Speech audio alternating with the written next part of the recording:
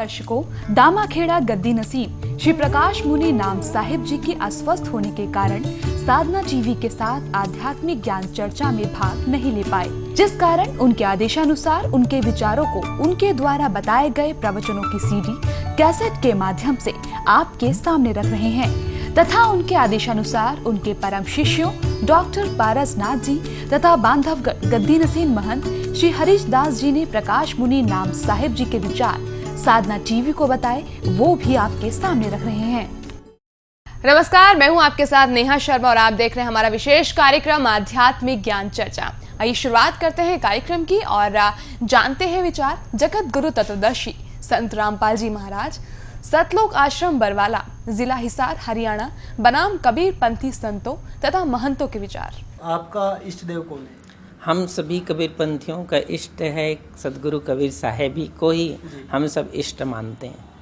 तो आपके अनुसार परमात्मा साकार है या निराकार है? देखिए, परमात्मा का स्वरूप जो हम कहते हैं वह तो सदा निराकार ही होता है। पूर्ण गुरु या सतगुरु की पहचान हम कैसे करेंगे? देखिए, पूर्ण गुरु या सदगुरु की पहचान तो हमें अपने चिंतन से, अपने बोध से, आपके जीवन में जब किसी के उपदेश से या किसी के दर्शन से आपको ऐसा लगता है कि मेरे अंदर कोई चेतना जागृत हुई, वही उसकी पहचान है और कोई दूसरी पहचान नहीं हो सकती। उसी पहचान से ही आपको ये निर्णय करना पड़ेगा कि मेरे लिए ये सदगुरु के रूप में। जी, कबीर साहिब जी ने आदि नाम और सरनाम जो बताया है वो क्या है? क्या आपके अनुसार वस्तु है या कोई और चीज? नहीं सदगुरु के अनुसार से शब्द नित्य होता है जी, शब्द का नाश नहीं होता है जी। और साहिब कहते हैं हम इस संसार में हमारा आना भी शब्द स्वरूप में हुआ, क्योंकि शब्द का नाश नहीं हुआ जी। हम इसीलिए सदगुरु कबीर साहब कहते हैं हम न मरब मरी हैं संसारा, हमको मिला जियावन हारा। जो शब्द शक्ति है वो सदा विद्यमान रहती है और हम शब्द शक्ति में विद्यमान रहते हैं जी।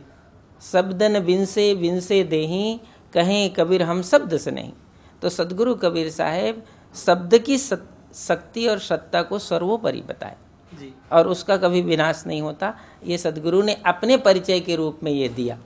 तो जी, कबीर साहेब सतगुरु हैं या सतपुरुष हैं?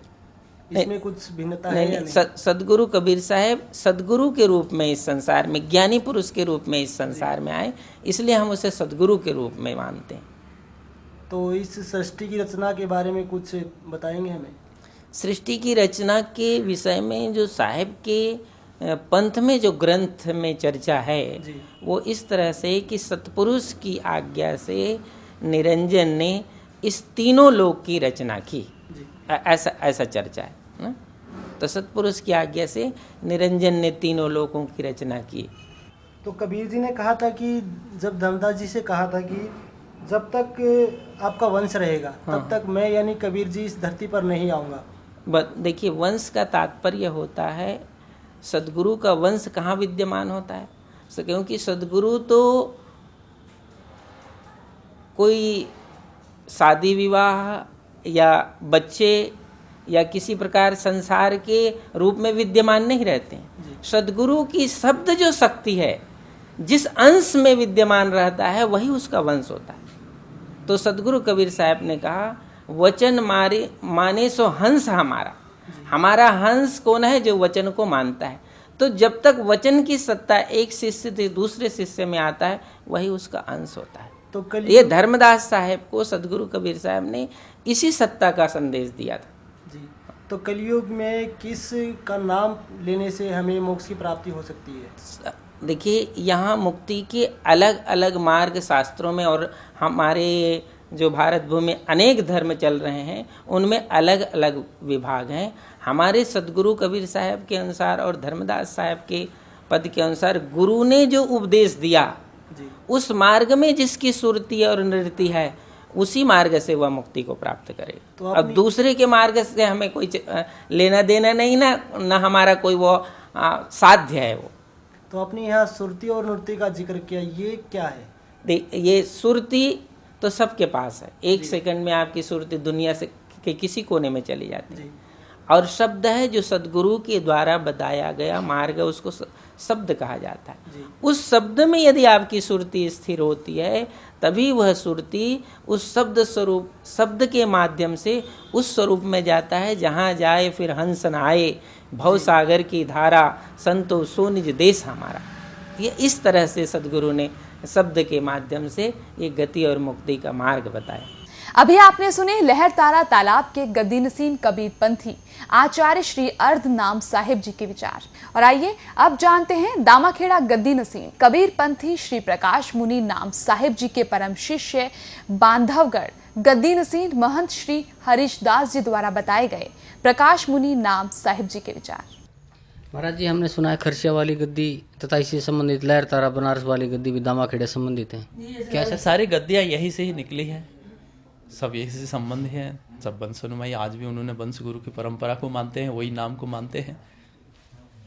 अभी आपने सुने दामाखेड़ा गद्दी नसीन कबीर पंथी श्री प्रकाश मुनि नाम साहिब जी के परम शिष्य बांधवगढ़ गद्दी नसीन महंत श्री हरीश दास जी द्वारा बताए गए प्रकाश मुनि नाम साहिब जी के विचार। और आइए अब जानते हैं दामाखेड़ा गद्दी नसीन कबीर पंथी श्री प्रकाश मुनि नाम साहिब जी के परम शिष्य डॉक्टर पारसनाथ जी द्वारा बताए गए प्रकाश मुनि नाम साहिब जी के विचार। तो आप जी के जो पूज्य गुरु जी हैं वर्तमान में, जो प्रकाश मुनि नाम साहिब जी, वो अपना इष्ट देव किसे मानते हैं? वो अपना इष्ट देव कबीर साहब को ही अपना मानते हैं। डॉक्टर साहब, परमात्मा को साकार मानते हैं या निराकार मानते हैं? परमात्मा तो मतलब निराकार ही हैं, लेकिन हमारे यहाँ निराकार और साकार का झगड़ा ही नहीं है। गुरु के रूप में परमात्मा को देखा जाता है और उनकी पूजा की जाती है और वो गुरु को ही परमात्मा माना जाता है।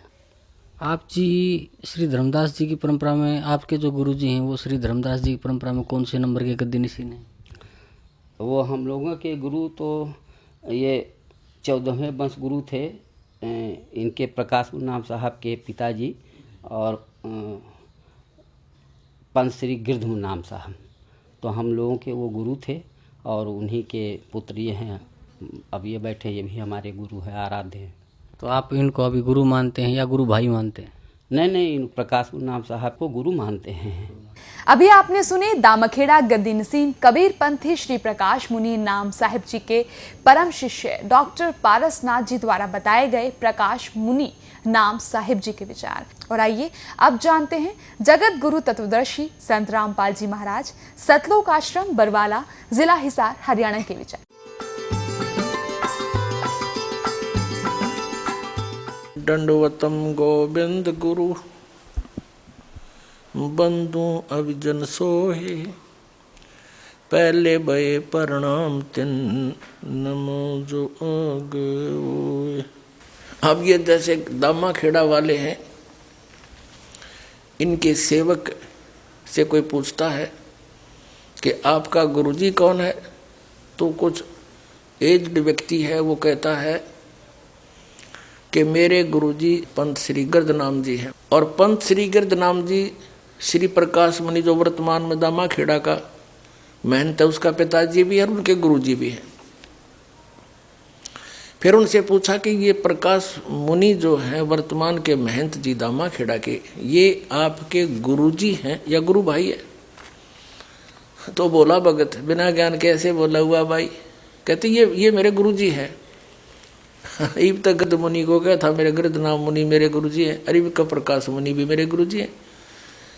अब गिरध मुनि के शिष्य और पुत्र श्री प्रकाश मुनि, और उसी का गिरध मुनि का कोई और शिष्य, तो दोनों गुरु भाई हो गए, प्रकाश मुनि और वो गिरध मुनि का शिष्य। और फिर वो शिष्य ने कहा कि मेरा यूँ प्रकाश मुनि भी गुरु है, खा के उसके ज्ञान को, धिक्कार ऐसे ज्ञान को। एक गुरु भाई, एक भाई और दूसरे अपने छोटे बड़े भाई ने कहा यो मेरा बाप भी है, यो भी मेरा बाप है, तो उस शराब में बोल सके क्या कति बोली बूझ। जब गुरु भाई को और फिर गुरु में अपना उसने, वही नाम उसके पास वही आपके पास, और दोनों के पास कख नहीं। अभी आपने सुने जगत गुरु तत्वदर्शी संत रामपाल जी महाराज, सतलोक आश्रम बरवाला, जिला हिसार, हरियाणा के विचार। और आइए अब जानते हैं दामाखेड़ा गद्दी नसीम कबीर पंथी श्री प्रकाश मुनि नाम साहिब जी के परम शिष्य डॉक्टर पारसनाथ जी द्वारा बताए गए प्रकाश मुनि नाम साहिब जी के विचार। कबीर जी ने सार नाम का वर्णन भी किया है, क्या ये सत्यनाम की और ही संकेत है या कोई और मंत्र है? हाँ, सार नाम जो है वो सार शब्द है और वो गुरु दीक्षा में हमारे यहाँ हमारे पंसरी आचार्य साहब देते हैं और वो 5 शब्द देते हैं, 5 नाम। तो ये 5 नाम ही सार शब्द हैं। सार शब्द का मतलब ये है कि जैसे परमात्मा का जो वाचक शब्द है उसी को सार शब्द कहा जाता है, सत्यनाम कहा जाता है। परमात्मा सत्य स्वरूपी हैं तो सत्यनाम ही उनका सत्यनाम है। और ये मतलब मनुष्य का देखा जाए तो जो नाम है 5, ये मनुष्य का ही उसके गुणों का द्योतक, आत्मा का द्योतक है। जो आत्मा का नाम रखा जाएगा तो जैसे आत्मा कहा गया है कि चेतन अमल सहज सुख राशि और अजर अमर है, उसी तरीके से ये उसी के ऊपर नाम रखे गए हैं। और ये सब मतलब ये कभी स्थिर रहते हैं, कभी बदलते नहीं हैं। अविनाशी शब्द है और परमात्मा का वाचक शब्द है, वही सार शब्द है, सार नाम है और ये गुरु ही देते हैं। तो जो 5 नाम आपके गुरुजी देते हैं वो 5 नाम कौन कौन से? वो 5 नाम मतलब उनके जैसे आदि नाम, अजर नाम, अमर नाम, अमी नाम, मतलब ये जो आत्मा का हमारे जिसको लेकर के मनुष्य प्रकट होता है धरती पर, उसी के स्वरूप का वाचक शब्द हैं। कोई अलग से नाम नहीं दे, जो सत्य है उसी को सत्य कहा गया कि आत्मा का स्वभाव क्या है, ये आदि है, अनादि है, इसका अजर है, अमर है, निर्विकार है, चेतन है। तो यही सब उसके 5 नाम दिए जाते हैं इसी आधारित पर। अभी आपने सुने दामाखेड़ा गद्दी नसीम कबीर पंथी श्री प्रकाश मुनि नाम साहिब जी के परम शिष्य डॉक्टर पारसनाथ जी द्वारा बताए गए प्रकाश मुनि नाम साहिब जी के विचार। और आइए अब जानते हैं दामाखेड़ा गद्दी नसीम कबीर पंथी श्री प्रकाश मुनि नाम साहिब जी के परम शिष्य बांधवगढ़ गद्दी नसीम महंत श्री हरीश दास जी द्वारा बताए गए प्रकाश मुनि नाम साहिब जी के विचार। नमस्कार, आज हम बात करेंगे कबीरपंथी महंत बांधवगढ़ गद्दी के गद्दी नसीन श्री हरीश जी के साथ और जानेंगे उनके विचार साहिब धर्मदास जी के बारे में और कबीरपंथ के बारे में। महंत जी, सबसे पहले मैं आपसे जानना चाहूँगा बांधवगढ़ गद्दी के बारे में अपने कुछ विचार रखें। बांधवगढ़ गद्दी तो ऐसे एक महान भूमि है जहाँ पे सदगुरु कबीर साहब के परम शिष्य धनी धर्मदास साहब की जन्मभूमि है और उन्होंने वहाँ पे स्वयं सदगुरु कबीर साहब आए, धनी धर्मदास साहब को अपने सारे उपदेश दिए। और धनी धर्मदास साहब भी ऐसे भक्त निकले, सतगुरु की भक्त जो अविरल है इस संसार में। और ऐसे भक्त की जन्मभूमि और कर्मभूमि की महान ही अलग होता है। इसीलिए कहा भी गया है सतगुरु धन्य ओ भक्त जानिए जहाँ जन्मे गुरु भक्त। जहाँ पे गुरु भक्त की जन्म होता है उसी भूमि की महानता ही होता है।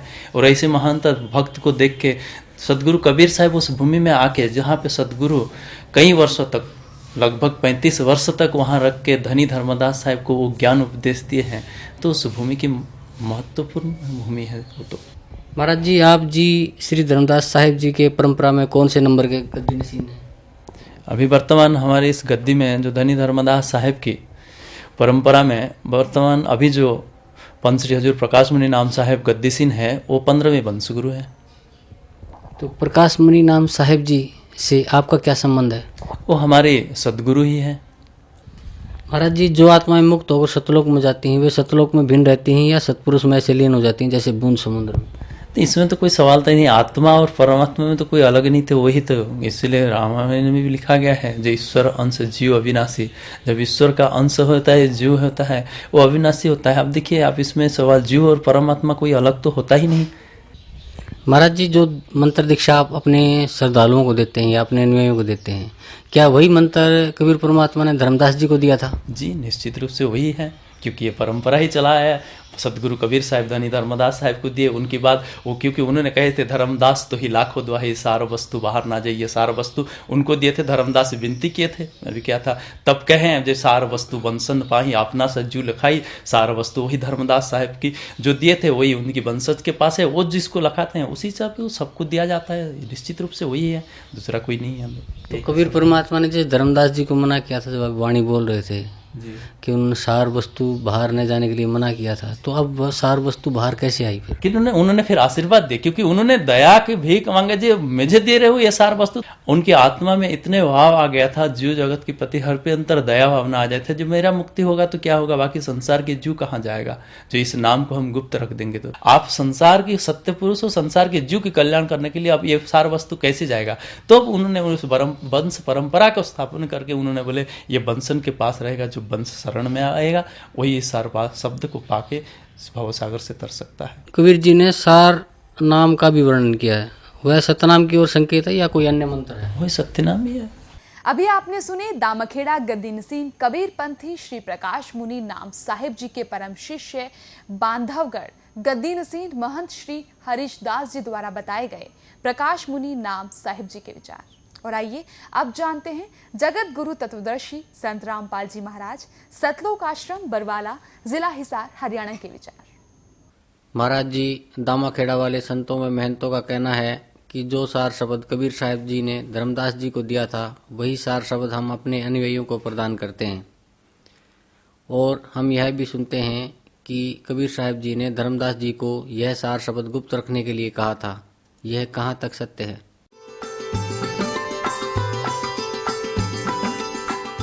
दंडवतम गोविंद गुरु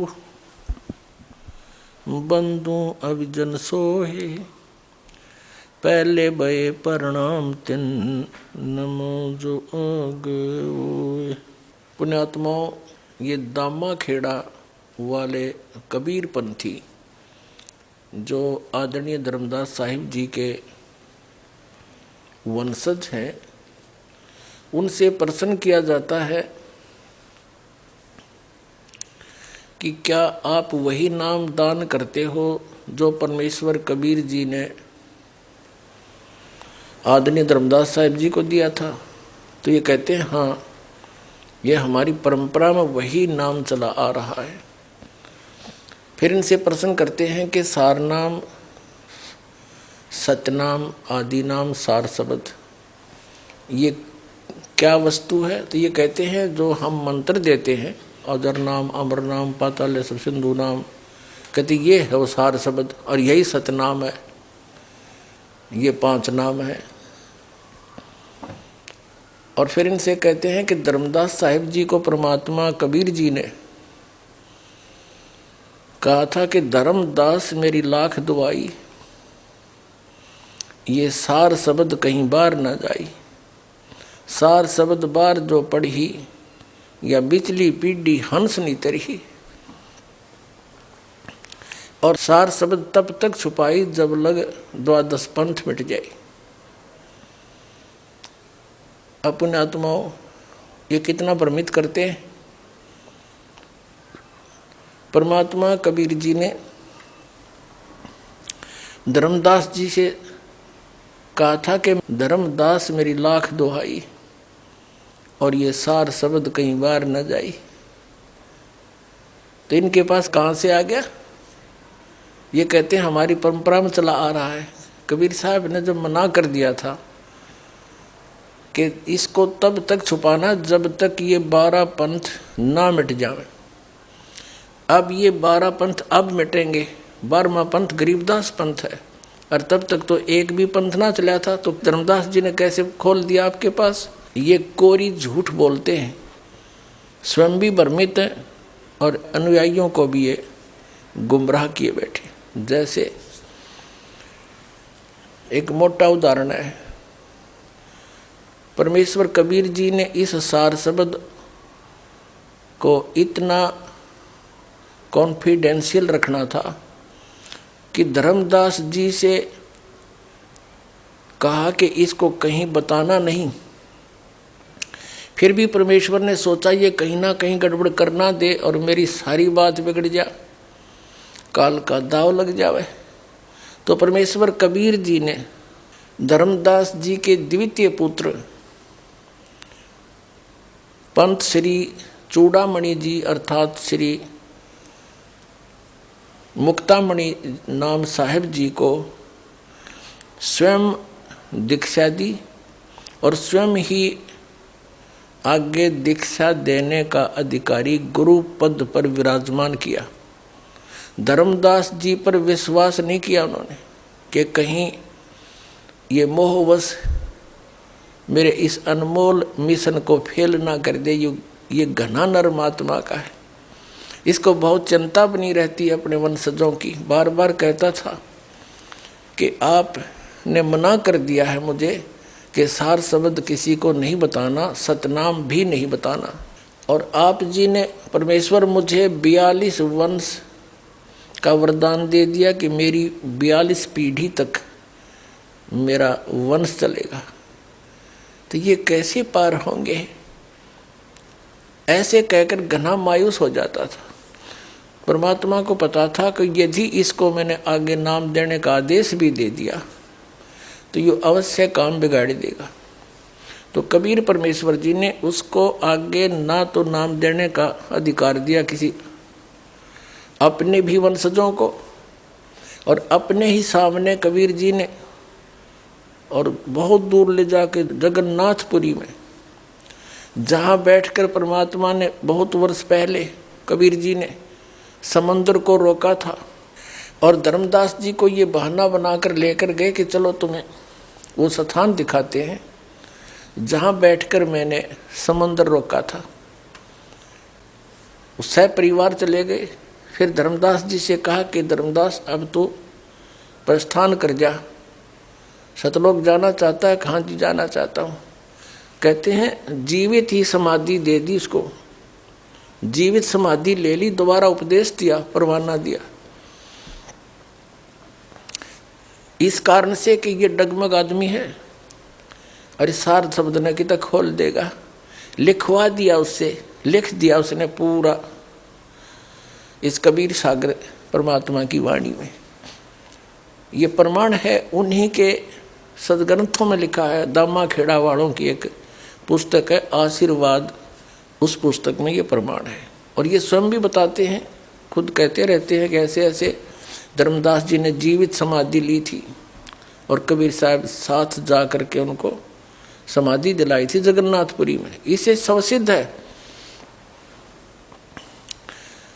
कि कबीर परमेश्वर जी ने इस सार शब्द को और सतनाम को कितना कॉन्फिडेंशियल रखा।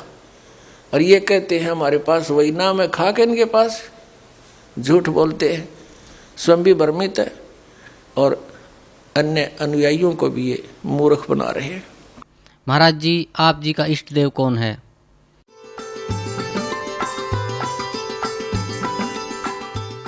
मुझ दास का जो इष्ट है, इष्ट देव है, वो परम अक्षर ब्रह्म है, जिसके पर्यायवाची शब्द परमेश्वर, सत्यपुरुष, अकाल मूर्त, शब्द स्वरूपी राम आदि उसी परम अक्षर ब्रह्म के उपमात्मक नाम हैं। उनका वास्तविक नाम कबीर देव है, कबीर साहब है, अल्लाहु अकबर है। इसी परमेश्वर ने सर्व ब्रह्मांडों की उत्पत्ति की, सभी प्राणियों की। ये सर्व उत्पादक प्रभु है। सर्व उत्पादक का अर्थ होता है जिसने सभी आत्माओं का भी वो जनक है, सभी आत्माओं की उत्पत्ति उसी ने की, सभी ब्रह्मांडों की उत्पत्ति उसी ने की, और 5 तत्व तथा 3 गुणों की उत्पत्ति भी उसी परमेश्वर परम अक्षर ब्रह्म ने की, कबीर देव ने की। और वही परमात्मा, वही परम अक्षर ब्रह्म, जिसे हम संत भाषा में सत्य पुरुष कहते हैं, वो भारतवर्ष की इस पावन धरती पर सन 1398 संवत 1455 ज्येष्ठ सुदी पूर्णमासी को सुबह ब्रह्म मुहूर्त में सतलोक से अपने निज स्थान से चलकर आकर एक शिशु रूप धारण करके कमल के फूल पर विराजमान हुई। वहां से उनको नीरू नीमा नाम के एक पति पत्नी थे, वो जुलाहा जाति से थे, जुलाहा कर्म करते थे, वो निसंतान थे, उनको उठाकर घर ले गए। परमात्मा जुलाहों की कॉलोनी में रहने से, जुलाहा समुदाय में रहने से और बड़े होकर जुलाहे का कार्य करने से वो जुलाहा कहलाए। ये मुझ दास के इष्ट देव हैं। महाराज जी, इष्ट देव और सतगुरुदेव एक ही हैं या इनका अस्तित्व भिन्न भिन्न है?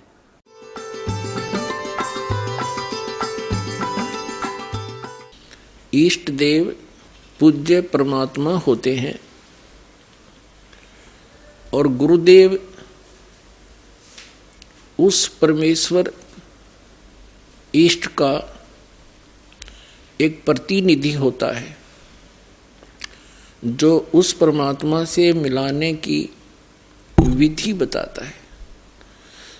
जो संत अपने सतगुरु गुरु को ही इष्ट देव कहते हैं, उनको आध्यात्मिक ज्ञान कुछ भी नहीं है, वो आध्यात्मिक गुरु नहीं हो सकते।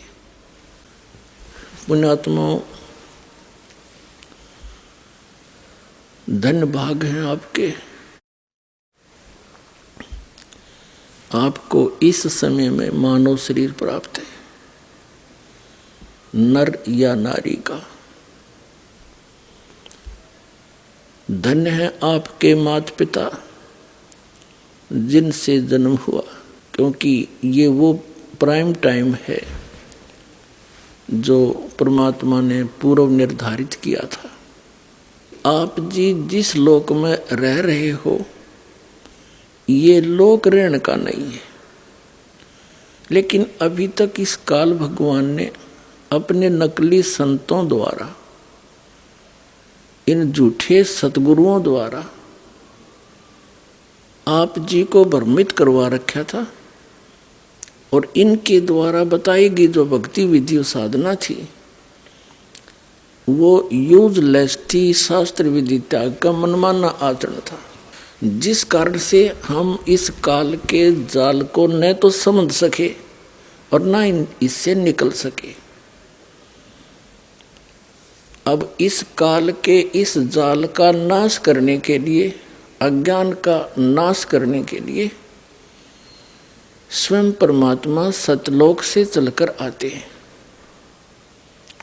क्योंकि हम उसके बच्चे हैं। उन्होंने हमें अपने वचन से उत्पन्न कर रखा है, हम उनका अंश हैं। अपने का दुख अपनों को ही होता है।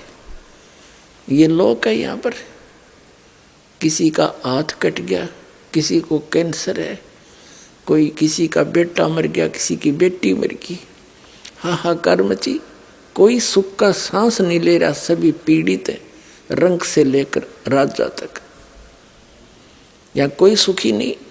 लेकिन आप जी को बताया था कि ये औरों से थोड़ा सा हल्का दुख हो, हमने उसी को सुख मान रखा है।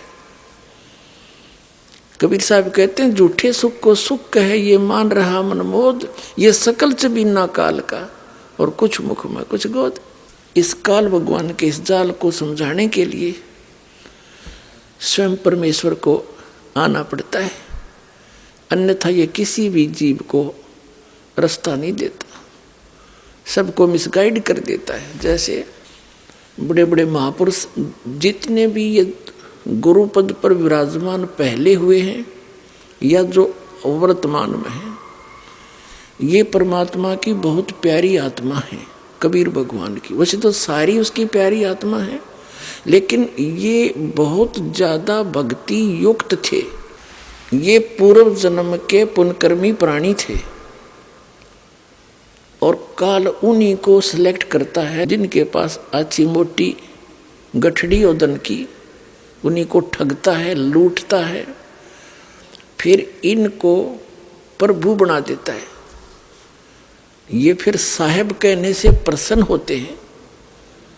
जैसे जितने भी ये कबीर पंथ में संत हैं, महंत हैं, इनको साहेब कह दे तो ये फूल जा, और साहेब ना कहे तो ये मुंह से डाले। साहेब माने भगवान है, ये जीव भगवान बन बैठा। और 1 मिनट में मृत्यु हो जाए फिर गधा बने अंडा, वो भगवान, वो साहब है। पीछा छटवाना चाहिए था, वो बकवास घर कर गई अंदर। तो ये अच्छी आत्मा है, इनके पूर्व जन्म के संस्कार अच्छे हैं। ऐसी पुण्यात्माएं जो किसी भी अक्षेत्र में इनकी रुचि हो जाए उसी में ये बहुत अग्रसर हो जाते हैं। यदि यही संत इस राजनीति के अंदर चले जाते तो वहाँ भी इनकी ये दशा होती, प्रधानमंत्री पता नहीं कितने कहाँ तक पहुँच जाते। और ये एक दूसरे काम लाग गए, भक्तों का, मनुष्य का जीवन नाश करने का ठेका ले लिया इन्होंने। तो ये पुण्यकर्मी प्राणी हैं और इनके पूर्व जन्म के संस्कार बहुत अच्छे हैं, जिस कारण से ये इतने पाप करते हैं सारा दिन और फिर भी ये ठीक दिखे। इनके पूर्व जन्म की बैटरी चार्ज है, और जब यह बैटरी डाउन होएगी, क्योंकि चार्जर आगे है नहीं, चार्जर का अर्थ है सत भक्ति शास्त्र अनुकूल साधना, वो कंप्लीट कोर्स पूरे संत से प्राप्त करके साधना भक्ति करे तो उसका फिर से बैटरी चार्ज हो जाती है, अर्थात उसके वो पुण्य स्टार्ट हो जाते हैं संग्रह होने। वो इनके पास है नहीं, और जिसका दुष्परिणाम इनको फिर अंत में भोगना पड़ता है। और आप भी बाहर लाद ले जाते हैं जनता को मिसगाइड करने का, परमात्मा के बच्चों को दिशाहीन करके, उनके अनमोल मनुष्य जीवन को नाश करके, और फिर स्वयं ये प्रेत योनि में जाते हैं या कि तक गधे की योनि भोग रहे होते हैं। ये नकली साहब, ये महंत संत और ये जितने आचार्य और शंकराचार्य और मंडलेश्वर है। दास का कहने का तात्पर्य है कि इन संतों ने भी सोचना चाहिए, इन्होंने समझना चाहिए दास क्या कह रहा है। कोई आपका दुश्मन नहीं, आपके हित की बातें कह रहे हैं, प्रमाण दिखा रहा हूँ। आप भी उस परमात्मा के बच्चे हो, और जिनको आप गुमराह किए बैठे वो भी परमात्मा के बच्चे हैं। आप दोनों दोषी हो रहे हो मिसगाइड करके उस भगवान के बच्चों को। अगर ये बीच में ये संत महंत ना होते तो पूरा विश्व आ जाता है इस मार्ग को समझकर। जैसे जो ये राधा स्वामी धन धन सतगुरु सच्चा सौदाले, और ये जय गुरुदेव और निरंकारी, ये जितने भी, और ये अन्य जितने सतपाल जी महाराज और ये बाल योगेश्वर के जिसने प्रेम जी महाराज, ये संत तो है नहीं, क्योंकि संत वही जो आध्यात्मिक ज्ञान से परिचित हो, बाकी उस नाम संत रखे वो अलग बात है। अब इनके जो फंस गए वो क्या करते, जैसे ये मधु परमहंस और ये जितने भी कबीरपंथी संत महंत, अब जैसे दास इनकी जो अनुभूति है, इन्होंने जो सारे जीवन में जो कुछ भी जाना समझा अनुभव किया वो लिख रखा है। अब इस तरह ये खाक बोलेंगे, इन्होंने जो कुछ कहना सुनना था कह दिया, 10-10, 20-20, 100-100 वर्ष से लग रहे हैं ये। अब इनके इतिहास दिखा दिए। अब अपने गुरुजी के बारे में जो कुछ भी कोई उस पंथ से संबंधित इस दास के वचन सुनता है तो उनका समाधान वो किससे कराता है? अपने गुरुजी से। अब गुरुजी कैसे स्वीकार करे कि भाई मैंने यू सच्चा है, मैं झूठा हूँ? क्यों? उसके आगे उसके सामने अहम अट जाएगा, ईगो है उसके अंदर, और यह ईगो इस जीव की सबसे बड़ी दुश्मन है। कबीर साहब कहते हैं राज तजना सहज है और सहज त्रिया का ने मान बढ़ाई ईर्षा दुर्लभ तजना ये, अरे इनके तजे बिना भगवान नहीं मिले। अब ये फिर अपने ही गुरुओं से पूछते हैं तो गुरुजी कह देते नहीं, उसको क्या पता। और फिर यहाँ तक बताते हैं इस जम्मू वाले ने तो अपने उसमें इसका जी जागरण पर आता है प्रोग्राम, उसके नीचे बताते हैं ये लिखवा दिया कि मन ने कोई आत्मिक ज्ञान चर्चा नहीं करी। अरे ये बोलने लग रहा दे चौड़े में झूठ बोल रहा है। स्वामी जी, हमारे शरीर में कुछ कमलों का विवरण आता है, ये कहाँ कहाँ है? सबसे पहले मूलाधार चक्र पर 4 चतुर्दल कमल हैं, जहाँ गणेश जी का वास है, सिद्धिदायक है, वहीं से पूरे कार्य संचालित होते हैं। जो भी शक्तियाँ गुरुदान से ही प्रारंभ होती हैं। शिशुनेन्द्रिय पर खड्डल कमल हैं, जहाँ ब्रह्मा जी का वास है और यहीं से सृष्टि होती है, वो रचयिता है और इसको स्वादिष्ठान चक्र भी कहते हैं। मणिपूरक चक्र नाभि में, जहाँ विष्णु जी का वास है, अष्टदल कमल कहलाता है, यहीं से संचाल पालन करता। पेट ही हमारे पूरे जिस्म का पालन कर रहा है। और हृदय में चौथा चक्र है अनहद चक्र, जहाँ शिव का वास है, अहंकार के देवता है। जो अनुभूति हो रही मैं हूँ, ये वहाँ से ही ताकत चलती है। 5वां विशुद्ध चक्र कंठ में, जहाँ आदिशक्ति हैं, जितने भी स्वर हैं वो कंठ से ही निकलते हैं, यहीं पर ही वो बनते हैं। और 6ठा आज्ञा चक्र, जहाँ आत्मा का वास है, यहीं पर ही आत्मा बैठ करके पूरे शरीर का संचालन करती है। 7वां सहस्त्रसार है, जहाँ पर मन और निरंजन का वास है। वेद यहाँ तक बोल रहे हैं और योगेश्वर यहाँ तक बोल रहे हैं। कबीर साहब ने 8वें चक्र की भी बात कही, सूरत कमल सदगुरु को वासा। तो संत तत्व का 8वां चक्र शीश से सवार हाथ ऊपर बोला गया। 8वें चक्र की बात संत तत्व की धारा बोली। 8वां चक्र कहाँ होता है महाराज? शीश से सवा हाथ ऊपर इसको बोला। अधर आसन किया, अगम प्याला पिया। कबीर साहब की वाणी में देखते हैं तो सूरत कमल सदगुरु को वासा, इसको सूरत कमल भी कहते हैं, अष्टम चक्र भी कहते हैं। सिर से सवा हाथ ऊपर, शून्य में। अब फेल हो गया यूँ कि 8वां कमल 8वां कमल है। अरे परमात्मा की वाणी में लिखा हो तो 9वें कमल में पूर्ण ब्रह्म भाई। और मधु परमहंस जी नो क्या करता, मेरे पास जो वस्तु है इस ब्रह्मांड में नहीं है और सब भक्ति के चोर हैं बाकी के, उसको छोड़ के पाखंडी है। बताओ, एक भक्त अभी अभी आया 1 महीने से 20 दिन से, वो बता रहा था जी मैं पहले राधा स्वामी पंथ में था, ठाकुर जी महाराज का सीधा चेला था, मैं परिचर था यानी वक्ता था, उनका सत्संग किया करता था, आदेश दे रखा था मेरे को। और मेरे को ये भी आदेश था, दीक्षा भी दिया करता, मैं नाम देता था। गुरु जी तो थे ठाकुर जी और नाम दिया करता वो भगत जी। बताओ कोई बात हुई? ऐसे ही ये जो सतपाल जी महाराज हैं और ये इनके भाई जो बाल योगेश्वर के हैं, जिसने प्रेम रावत अमेरिका रहता है, ये भी ऐसे ही करते हैं। और भी कई ऐसे प्रोसीजर अपना रखा है। नाम तो देगा एक संत बना रखे ने वो संत जी, और गुरु जी होगा सतपाल जी और ठाकुर जी। वाह रे शेरो, बता फेरे तले होगी राम सिंह ते और पति होगा श्याम सिंह। कोई बात हो इनकी। तो पुण्यात्मा ये सारा ही ऊट पटांग हो रहा था। इस दास पर दया करी दाता ने। ठीक है, संघर्ष तो करना पड़ा, जेल तक जाना पड़ा इन अज्ञानियों ने दुनिया को भ्रमित करके। रामपाल गुंडा है, बुंडा है, न्योना बताया 1 नंबर का आदमी है। ये पता लग जाएगा, ये पता लग जाएगा संसार को।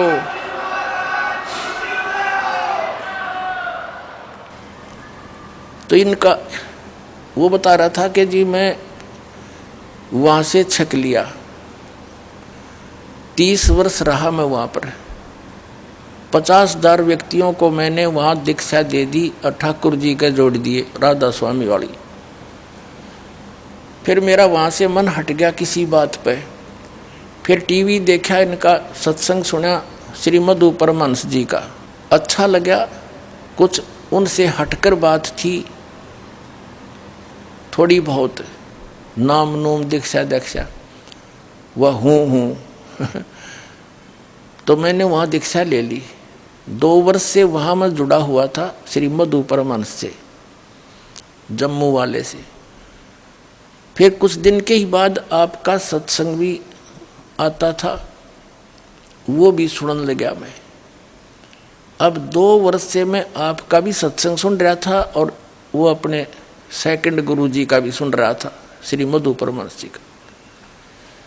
और हम ये सोचा करते थे, हमारा ग्रुप था सैकड़ों का, हम ये सोचा करते भाई दोनों अपने आप को नो कहें, जो वस्तु मेरे पास है किसी के पास नहीं। अब हम निर्णय कैसे करें? या तो जब बात पड़े ये दोनों आमने सामने हो किसी दिन, हम नो सोचा करते। 10 एक दिन के बाद वह दया भी होगी, साधना टीवी पर दोनों आमने सामने, और सत्संग जब शुरू हुआ बड़ी खुशी हुई। हमने अगले आज इनकी दोनों की जो सच्चाई सामने आ जाएगी। मैंने सब जगह फोन लगा दिया, जो श्री मधु परमहंस के मेरे साथी चेले थे, और सब ने अपने टीवी ऑन कर लिए, इधर उधर जाके इकट्ठे होकर बैठ गए सारे ग्रुप के ग्रुप। तो वो कह रहा था जी 3 घंटे प्रोग्राम चला,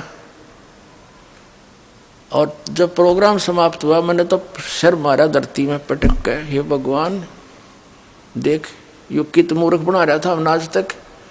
फिर लगे मेरे पास फोन आने सब साथियों के, कहने लगा ईब के करें के पायस मधु परमहंस दौरे खाखी कति खोखा। तो हमने स्कीम बनाई, चलो वहाँ आश्रम में सैकड़ों की संख्या में आकर नाम लेगा उस मधु परमहंस के।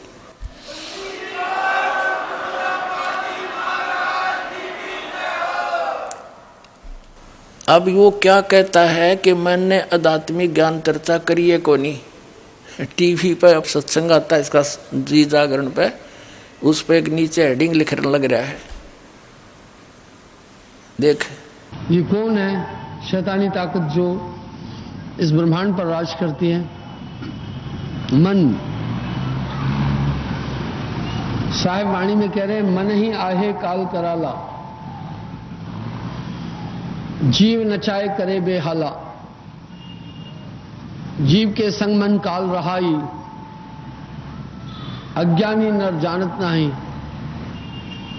इसका मतलब है कि हम सब के अंदर यथार्थ में एक ऐसी ताकत काम कर रही है जिसका पूरा हुक्म आत्मदेव को मान। देख ये संत है, यानी आर को स्वीकार ना करके बकवादों में बढ़ गए। जैसे जो सही पहलवान हो और दोनों कुश्ती करते हैं और एक तो हारे जीता गाए, एक ने दूसरे को हरा दिया, तो दोनों गले से मिलते हैं और हाथ मिलाते हैं और खुश होकर अपनी हार स्वीकार करता कि मार गया, यू जीत गया भाई। सरेआम कहते हैं वो है महान आत्मा, ये महान आत्मा है।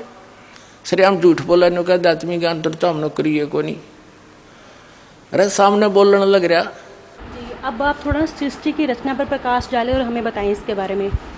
सृष्टि की रचना के विषय में कबीर साहब का कहना है, शब्द है धरती शब्द आकाश। नानक देव जी भी कह रहे शब्द है शब्द भया प्रकाश, सकल सृष्टि है शब्द के पास है, नानक शब्द घटा घटा से। कबीर साहब ने जब इस सृजन का वृतांत अनुराग सागर वाणी के अंदर भी आता है, उन्होंने किसी मटेरियल को कहीं से लिया नहीं था और शब्द ही के द्वारा अपनी इच्छा शक्ति के द्वारा पूरे ब्रह्मांड की रचना की। इसको विस्तार से देखना है, हमारी वेबसाइट पर हमने सृजन के विषय में डिटेल दी हुई है, ये 2 शब्द में नहीं दी जा सकती। अब आध्यात्मिक ज्ञान चर्चा क्या चीज़ है? परमात्मा के बारे में आप कहीं बैठकर किसी से चर्चा कर लो, आध्यात्मिक ज्ञान चर्चा है। टीवी वालों ने उससे पूछ लिए जो प्रश्न पूछने थे, उनका उसने जवाब दे दिया। इधर से हमारे पूछ लिए, हमने जवाब दे दिया, दोनों चला दिए। और आध्यात्मिक ज्ञान चर्चा कौन सी हो भाई? अब इसका सिर घूम गया, अब इन्हें ठिकाना नहीं रहेगा इस पृथ्वी पर। देख लेना, या तो इन्होंने स्वीकार करना पड़ेगा और कहना पड़ेगा अपने चेलों को।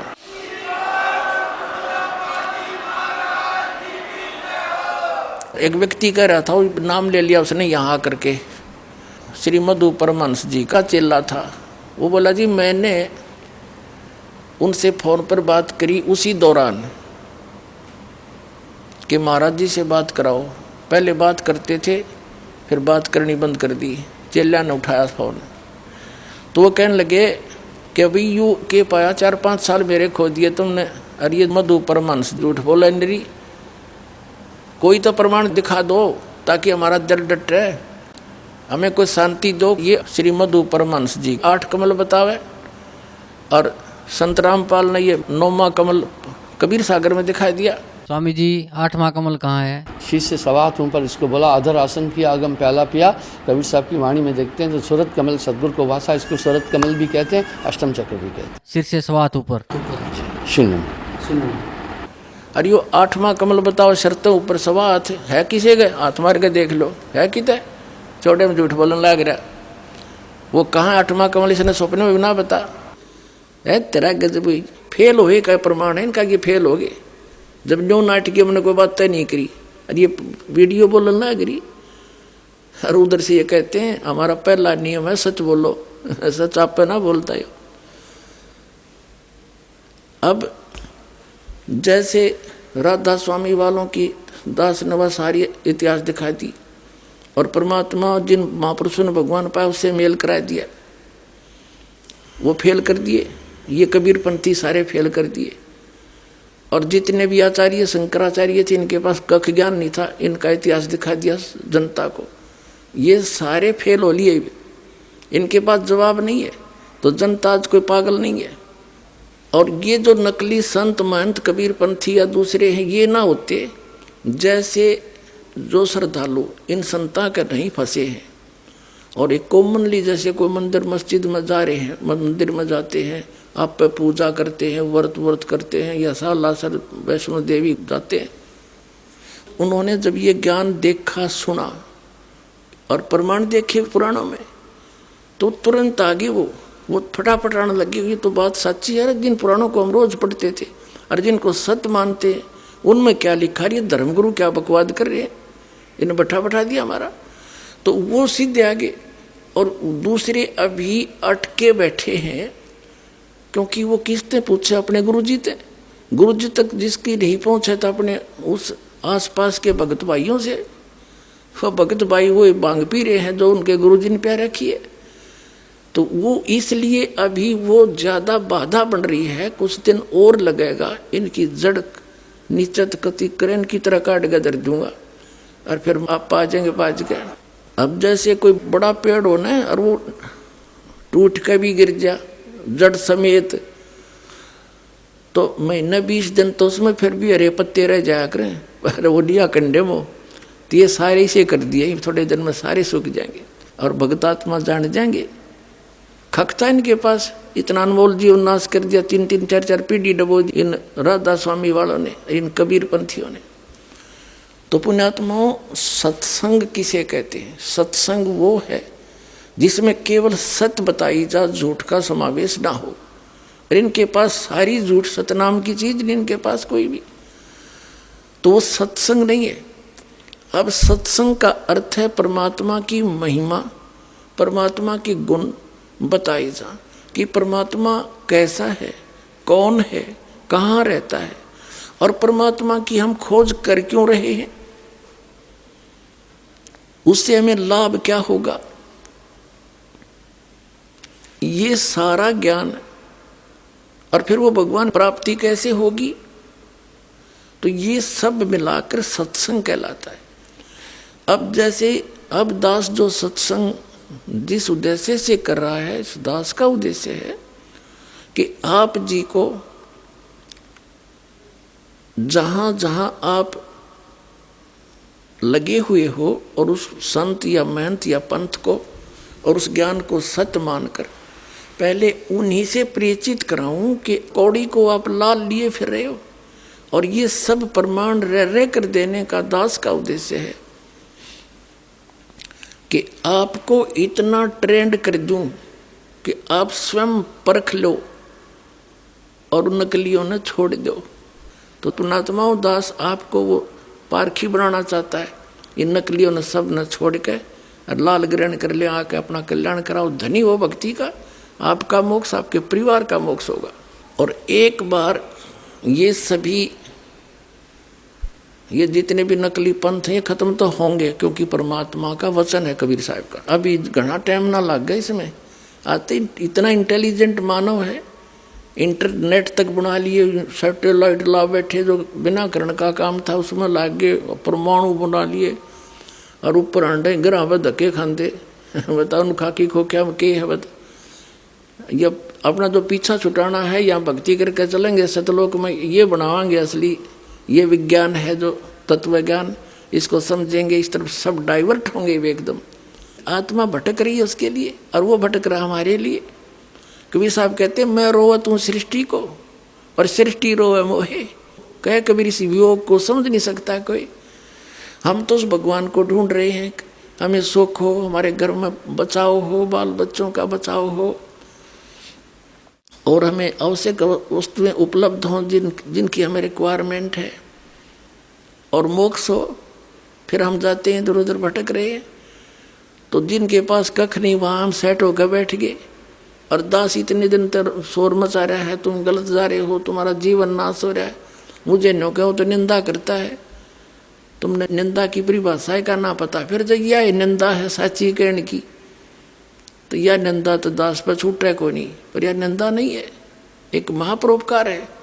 अब मैं कैसे चुप रह सकता हूँ, मुझे पता लग गया तुम्हारा जीवन नाश हो रहा है, मनुष्य जीवन को बालकों का खेल है मिलना।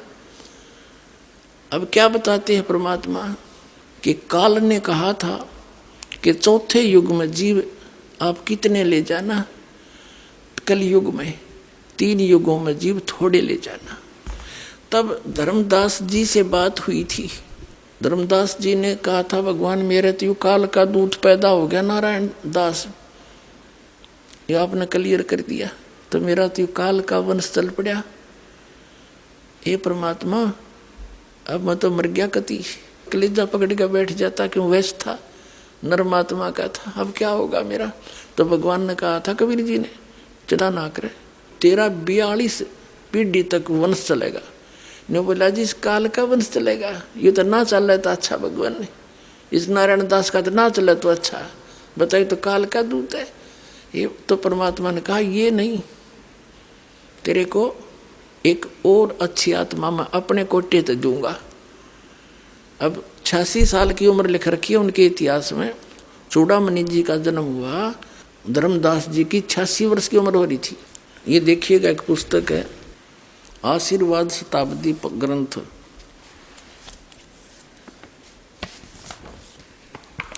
ये देखो सतनाम कितना बुढ़ा लिख रखा है, कितने अच्छे ढंग से, कख नहीं पता है सतनाम का, ये दामा खेड़ा वालों का है। ये देखिए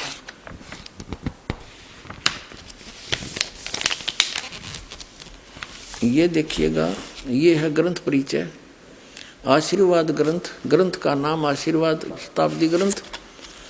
संरक्षक है पंत श्री हजूर प्रकाश मुनि नाम साहिब, जो वर्तमान में आचार्य कबीर पंथ दामा खेड़ा जिला रायपुर छत्तीसगढ़। प्रकाशक हैं श्री सतगुरु कबीर धर्मदास साहिब वंशावली प्रतिनिधि सभा कबीर धर्मनगर दामा खेड़ा रायपुर छत्तीसगढ़।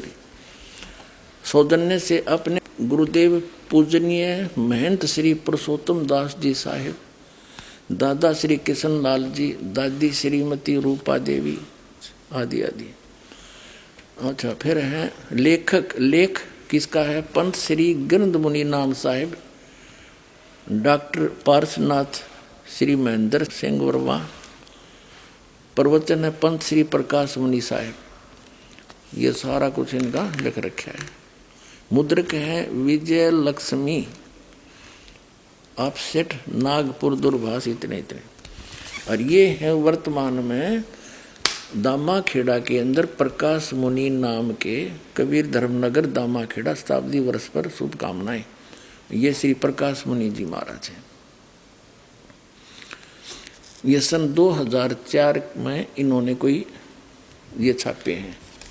अब इसमें क्या लिखा है ये देखिएगा, यहाँ लिखा है, इधर तो इसमें धनी धर्मदास जी बैठे हैं, इनका फोटो लगा रखा है। यहाँ इन्होंने प्रमाण दिया है धनी धर्मदास जी साहिब सतगुरु कबीर साहिब के अनन्य भक्त एवं परम शिष्य धनी धर्मदास साहिब जी कबीर पंथ के आधार शिला हैं।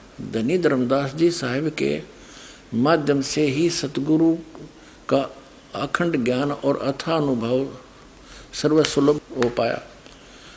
स्वयं की ही नहीं बल्कि जन जन की पीड़ा ने धनी को व्याकुल बना दिया। अब यहाँ देखते हैं, ये है कसौधन वैश्य कुल में पैदा हुए धनी धर्मदास जी साहिब का जन्म बांधवगढ़ विक्रमी संवत 1452 की कार्तिक पूर्णिमा के दिन गुरुवार को हुआ था। संवत 1452 यानी 1395 में उनका जन्म बताया, सन 1395 गुरुवार को हुआ था। आपके बचपन का नाम जुड़ावन प्रसाद। आपका विवाह संवत 1480 में पत्थरटा ग्राम की जादोमती देवी की सुयोग्य कन्या सुलक्षणा देवी अर्थात पंथ की माता आमीन से हुआ और आपके एक पुत्र व एक पुत्री भी हुए। अपार संपत्ति होते हुए भी आप निर्वमानी थे। संवत 1518 में व्यापार व तीर्थ आंटन के दौरान मथुरा में सतगुरु से प्रथम भेंट ने आपको एहसास दिलाया कि आपके पास सब कुछ होते हुए भी आप नाम धन से खाली हैं। विक्रमी संवत 1520 में काशी में हुई दूसरी मुलाकात ने आपको सदा के लिए सतगुरु के अनुगामी बना दिया। यह बताते हैं इसी वर्ष आप सतगुरु को काशी से बांधवगढ़ लाए, आरती कर दीक्षा पाए 1520 में, विक्रमी संवत 1520 में, और सर्वभावेन समर्पित हो गए। सतगुरु कबीर साहब ने आपको आत्मसात किया और सतनाम धन के साथ अटल 42 वंश का आशीर्वाद दिया। इसके फलस्वरूप विक्रमी संवत 1538 में आपके घर द्वितीय पुत्र के रूप में चूड़ामणि नाम साहिब का प्राकट्य हुआ और 1540 में सतगुरु ने एकोत्री चौका का विधान रचा और आपको पंथ का आदेश दिया।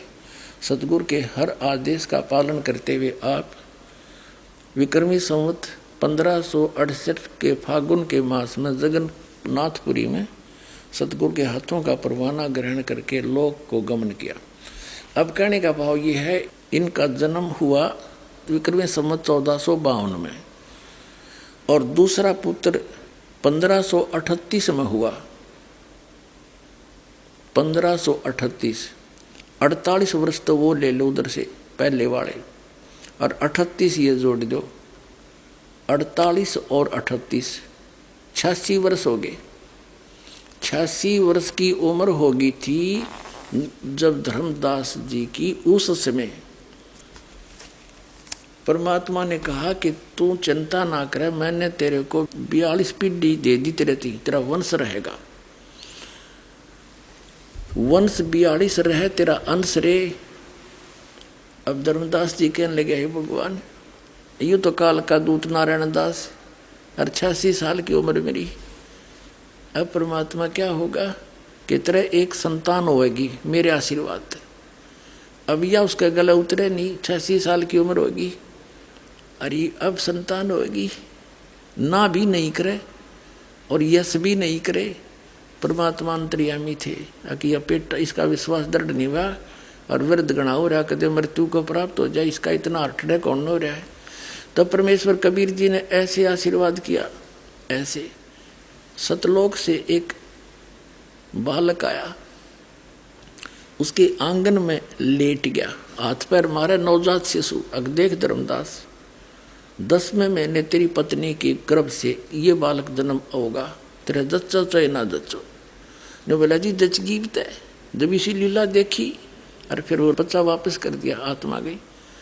10वें महीने आमिनी के गर्भ से चूड़ामणि जी का जो है जन्म हुआ, उसको मुक्तामणि नाम साहिब भी कहने लगे।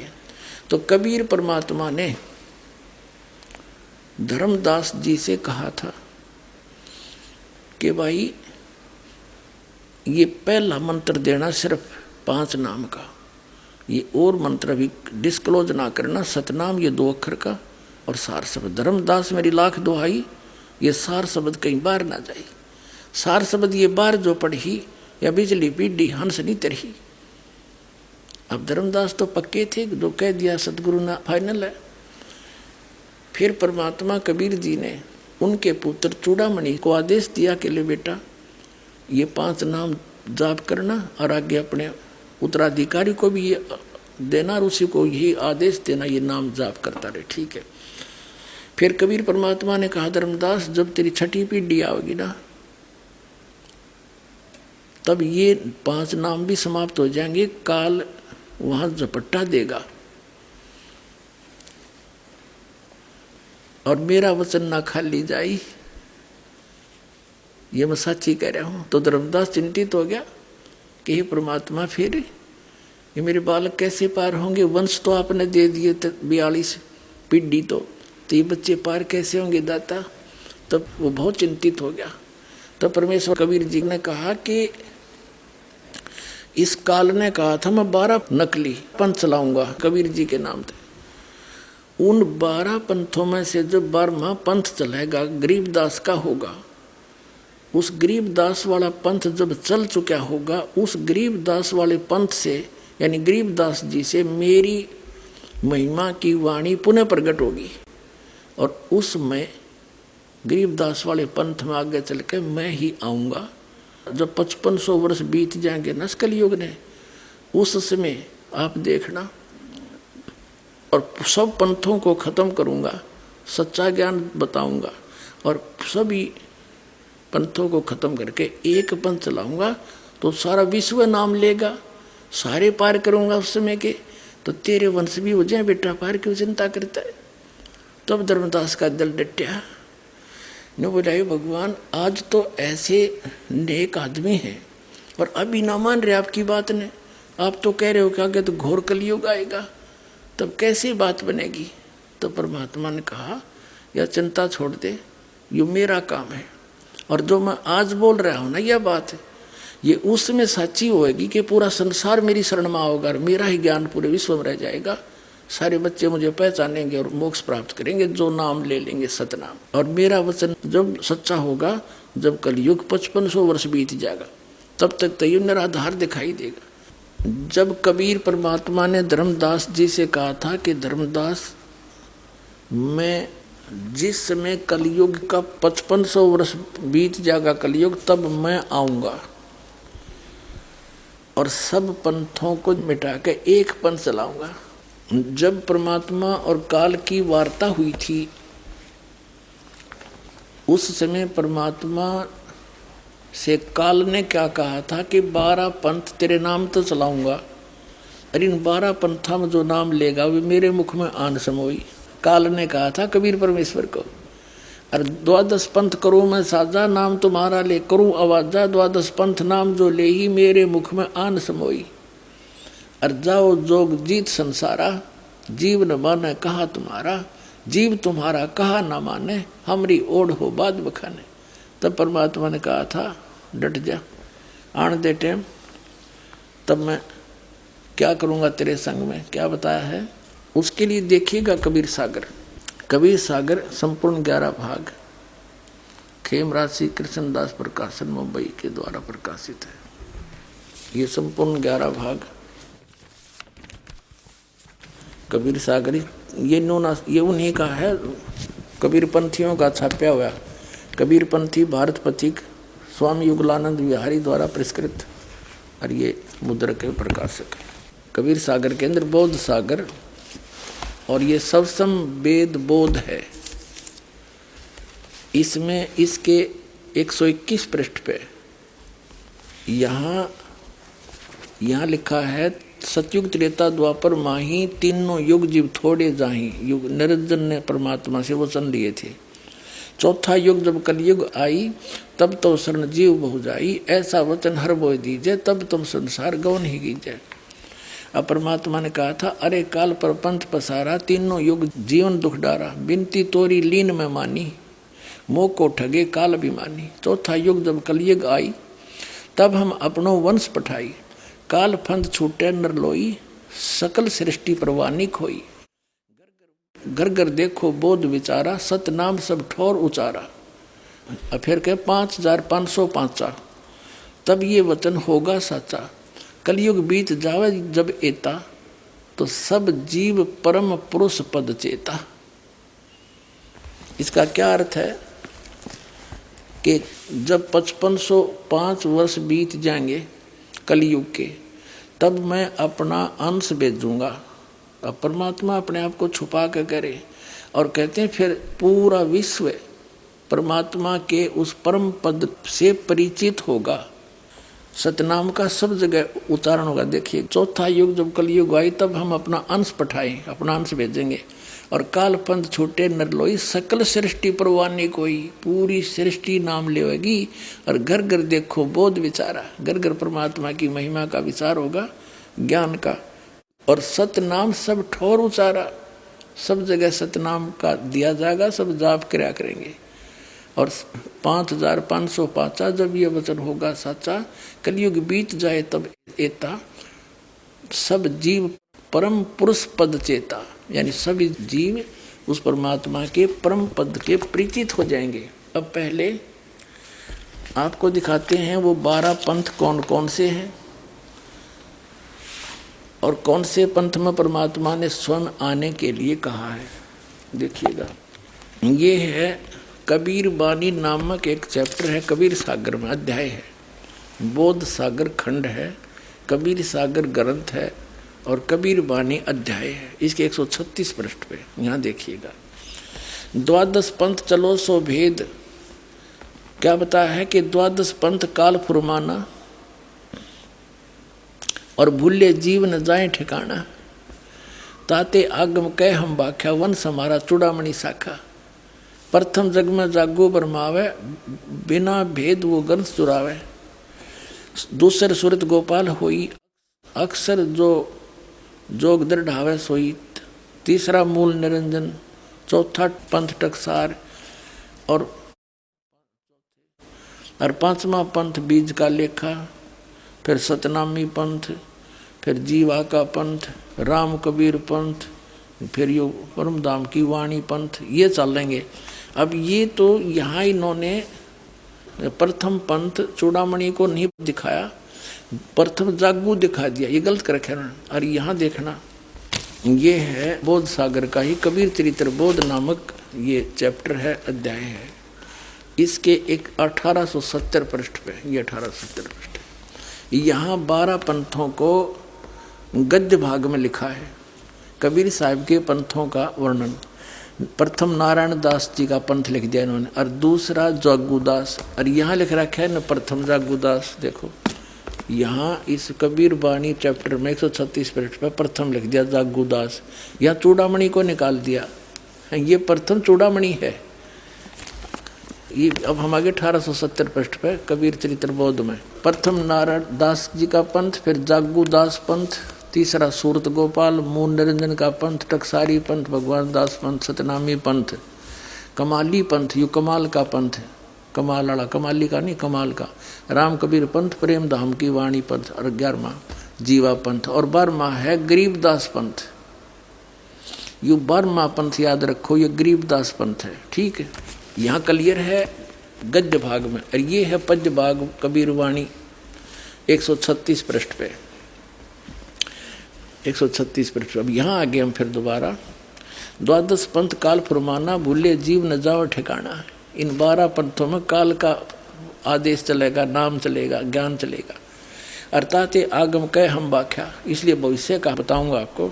वंश हमारा चूड़ामणि शाखा, ये प्रथम चूड़ामणि है, इन्होंने गलत लिखा, थोड़ा सा फेर बदल बाद में किया है इन कबीर पंथियों ने। प्रथम जग में जागो बरमावे बिन जागो जोगो सूरत गोपाल, वही है टकसारी पंथ, फिर सारा ये सतनामी पंथ, और ये सारा वही है परमधाम की वाणी पंथ। और यहाँ आगे हम ये 10वां पद है परमधाम की वाणी। अब ये 11वां है वास्तव में, अब ये है 12वां। कहते संवत 1775 हुई तादिन प्रेम प्रगटे जग सोई। संवत 1774 में गरीबदास जी का जन्म हुआ था, संवत 1774 वैशाख में, यहाँ गलती से 75 लिखा गया है, संवत 1775 हुई, ये 74 हुई होना चाहिए। तादिन प्रेम प्रगटे जग सोई, 12वां पंथ का प्रवर्तक तब प्रगट होगा। आज्ञा रहे ब्रह्म बोध लावे, कोली चमार सब के घर खावे, यानी वो भेदभाव कम करेगा। साख हमारी ले जीव समझावे, असंग जन्म ठोड़ नहीं पावे।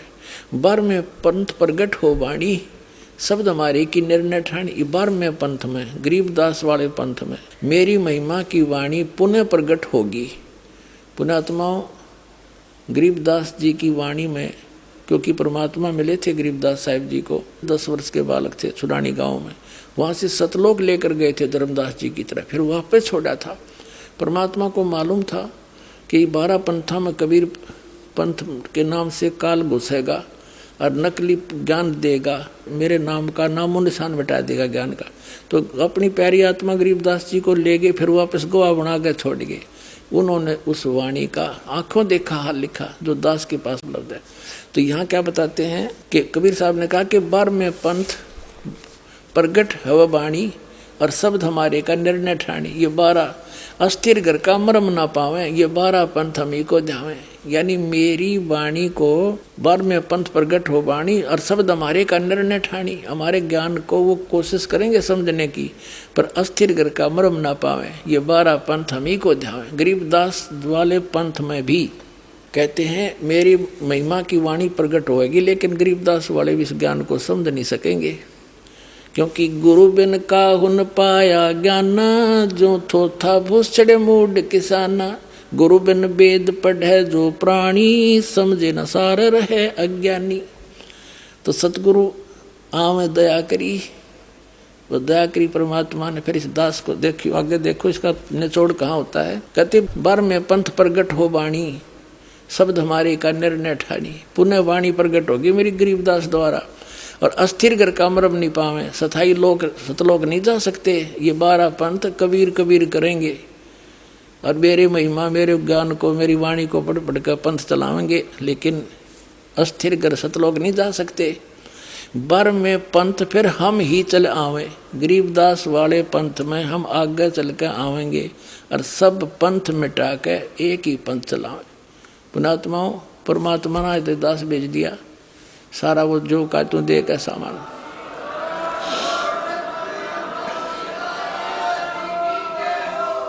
और इस दास का निकास गरीबदास पंथ से है।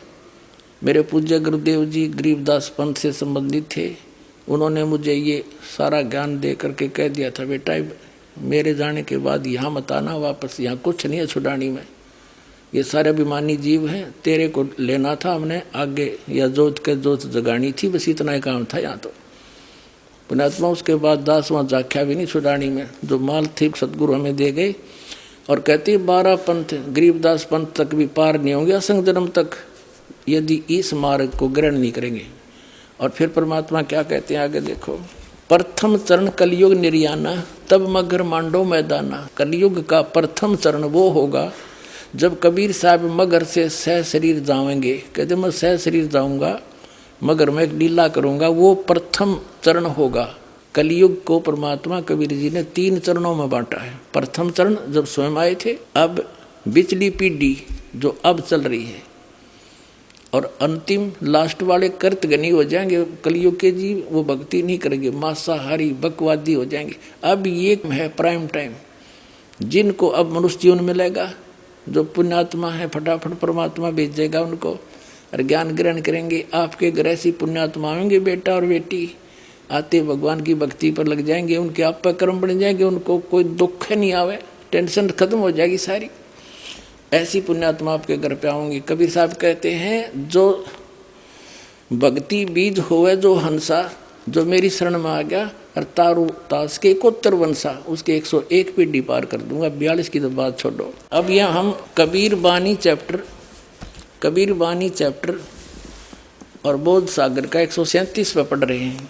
कहते 12वें पंथ प्रगट हो बाणी, शब्द हमारे का निर्णय ठानी। पुण्य वाणी प्रगट होगी मेरी गरीबदास द्वारा, और अस्थिर घर का मरम नहीं पावे, सथाई लोग सतलोक नहीं जा सकते। ये 12 पंथ कबीर कबीर करेंगे, और मेरे महिमा मेरे ज्ञान को मेरी वाणी को पढ़ पढ़ कर पंथ चलावेंगे, लेकिन अस्थिर घर सतलोक नहीं जा सकते। 12वें पंथ फिर हम ही चल आवे, गरीबदास वाले पंथ में हम आगे चल कर आवेंगे, और सब पंथ मिटा के एक ही पंथ चलावे। प्रथम चरण कलयुग निर्याना, तब मगर मांडो मैदाना। धर्म राय यानी काल से मांडो बाजी, तब धर बौद्धो पंडित काजी। अब यहाँ कहते हैं 5505 तब ये शब्द होगा साचा, जब 5505 वर्ष कलयुग बीत जाएगा, तब ये बात मेरी साची होगी धर्मदास, तब तक तो यह ना जच्चा किसी के। अब देखो फिर कहते हैं धर्मदास मेरी लाख दुहाई, ये मूल ज्ञान है, भूल नहीं। मूल ज्ञान कहीं बाहर ना जाई, पवित्र ज्ञान तुम जग में भाखो, मूल ज्ञान तुम गुप्ती रखो, गोई रखो। मूल ज्ञान बाहर जो पढ़ी, ये बिचली पीढ़ी हंस नहीं तरही। 33 अरब ज्ञान हम बाख्या, मूल ज्ञान गुप्त ही रख्या, गोई रख्या। और मूल ज्ञान तुम तब तक छुपाई, जब लग 12 पंथ मिटाई। ओए परमात्मा ने कहा धर्मदास मेरी लाख दुआई, इस सतनाम और सारनाम नहीं, बस सार्वजनिक ना करिए, ना बीचली पीढ़ी मेरे हंस नहीं तरेंगे। काल के दूतां द्वारा नाम होता, अधिकारी ये है नहीं। और आज ये दास कैसे अंतर दिखाता परमात्मा के बच्चों को कि ये नकली ये असली है। तो परमात्मा ने कहा था, धर्मदास मेरी लाख दुआई, ये सार नाम की तो बताइए ना, तुम जाप करो। ऐसे ही सभी महापुरुषों को जिनको सतलोक ले गिर छोड़ा, सबको ऐसे ही कहा था। आदरणीय नानक साहिब जी को, आदरणीय गरीबदास साहिब जी को, आदरणीय मुल्कदास साहिब जी को, आदरणीय दादू साहिब जी को, आदरणीय गीसादास साहिब जी को। किसी भी पंथ में, गीसादास पंथ में, गरीबदास पंथ में, कबीर पंथ में, ये सतनाम नहीं है 2 अक्षर का, ये अन्ना नानक साहिब के पंथ में। अब इस दास को भेजा परमात्मा ने, अब उन महापुरुषों को गवाह बनाकर आपको प्रत्यक्ष कर दूंगा कि कबीर इज गॉड। आगे देखो, अब थोड़ा सा और क्लियर करते हैं। 134 पृष्ठ पर देखो, इन 12 पंथ तो ये चल पड़े गरीबदास जी तक, और 13वां वंश ये दास आया है कबीर परमात्मा का। ये देखिएगा, ये कबीर बानी बोध सागर में है, बोध सागर कबीर बानी चैप्टर है, 134 पृष्ठ पर नीचे आ गया। वंश प्रकार, अब प्रथम वंश उत्तम, ये चूड़ामणि जी हैं। दूसरा वंश अहंकारी, तीसरा वंश प्रचंड, और चौथा वंश बिरहे, 5वां वंश निंद्रा, 6ठा वंश उदास, और 7वां वंश ज्ञान चतुराई, 8वां वंश पंथ विरोध, 9वां वंश पंथ पूजा, 10वां वंश प्रकाश, 11वें वंश प्रकट सारा, 12वें पंथ प्रगट होवे उजियारा। ये गरीबदास जी का 12वां पंथ। इसमें मेरी महिमा की पुण्य वाणी का कुछ प्रकाश सा होगा, थोड़ा थोड़ा उजियारा सा होगा, धुंधला धुंधले सी। यानी गरीबदास जी वाले पंथ के जितने भी गरीबदासी पंथ हैं, मेरे गुरुदेव ने छोड़कर जितने भी संत महंत दास ने खूब छाण मारे थे, उनके पास ना तो ये मंत्र, कोई तो ओम नमः शिवाय, कोई ओम भागवते वसुदेव नमः, कोई सतगुरु सतगुरु हैं, कोई केवल सोम सोम देता है। यानी इस तरह के वो अटपट कर रहे हैं, कोई यथार्थ नाम नहीं उनके पास। और वो गरीबदास जी वाले कबीर साहब को श्री कृष्ण का अवतार मानते, विष्णु जी का, गरीबदास जी को भी, कबीर साहब जी को भी। तो पार होंगे फिर। कमाल की बात है। एक झलक दिखाता हूँ, ये देखिएगा, एक जीवन चरित्र है आदरणीय गरीबदास साहब जी का। इसके लेखक हैं अवधूत भक्तराम जी, संत भूरी वालों के शिष्य। ये ओम से शुरू करते हैं, ओम श्री गरीबाचार्यो विजेतराम ओम, सतगुरु दाता है कलमाई, प्राण उदाहरण उतरे साई। पूज्यपाद प्रातः स्मरणीय अनंत श्री विभूषित 1008 श्री जगत गुरु श्री गरीबाचार्य जी महाराज का संक्षिप्त जीवन चरित्र, संक्षिप्त जीवन चरित्र। और इसको किसी ने छपाया है, अवधूत स्वामी भक्तराम।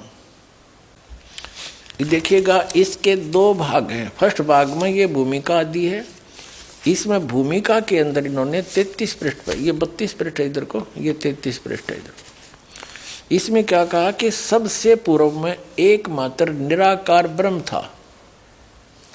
इसी को श्रुति भी बतलाती है कि सदैव सोम एतम अग्रम आसीत इत्यादि। ठीक है, और आगे दिखाते हैं आपको। अब सेकंड भाग में दिखाते हैं आपको, जीवन चरित्र शुरू होता गरीबदास जी महाराज का। 10 पृष्ठ पर देखिएगा,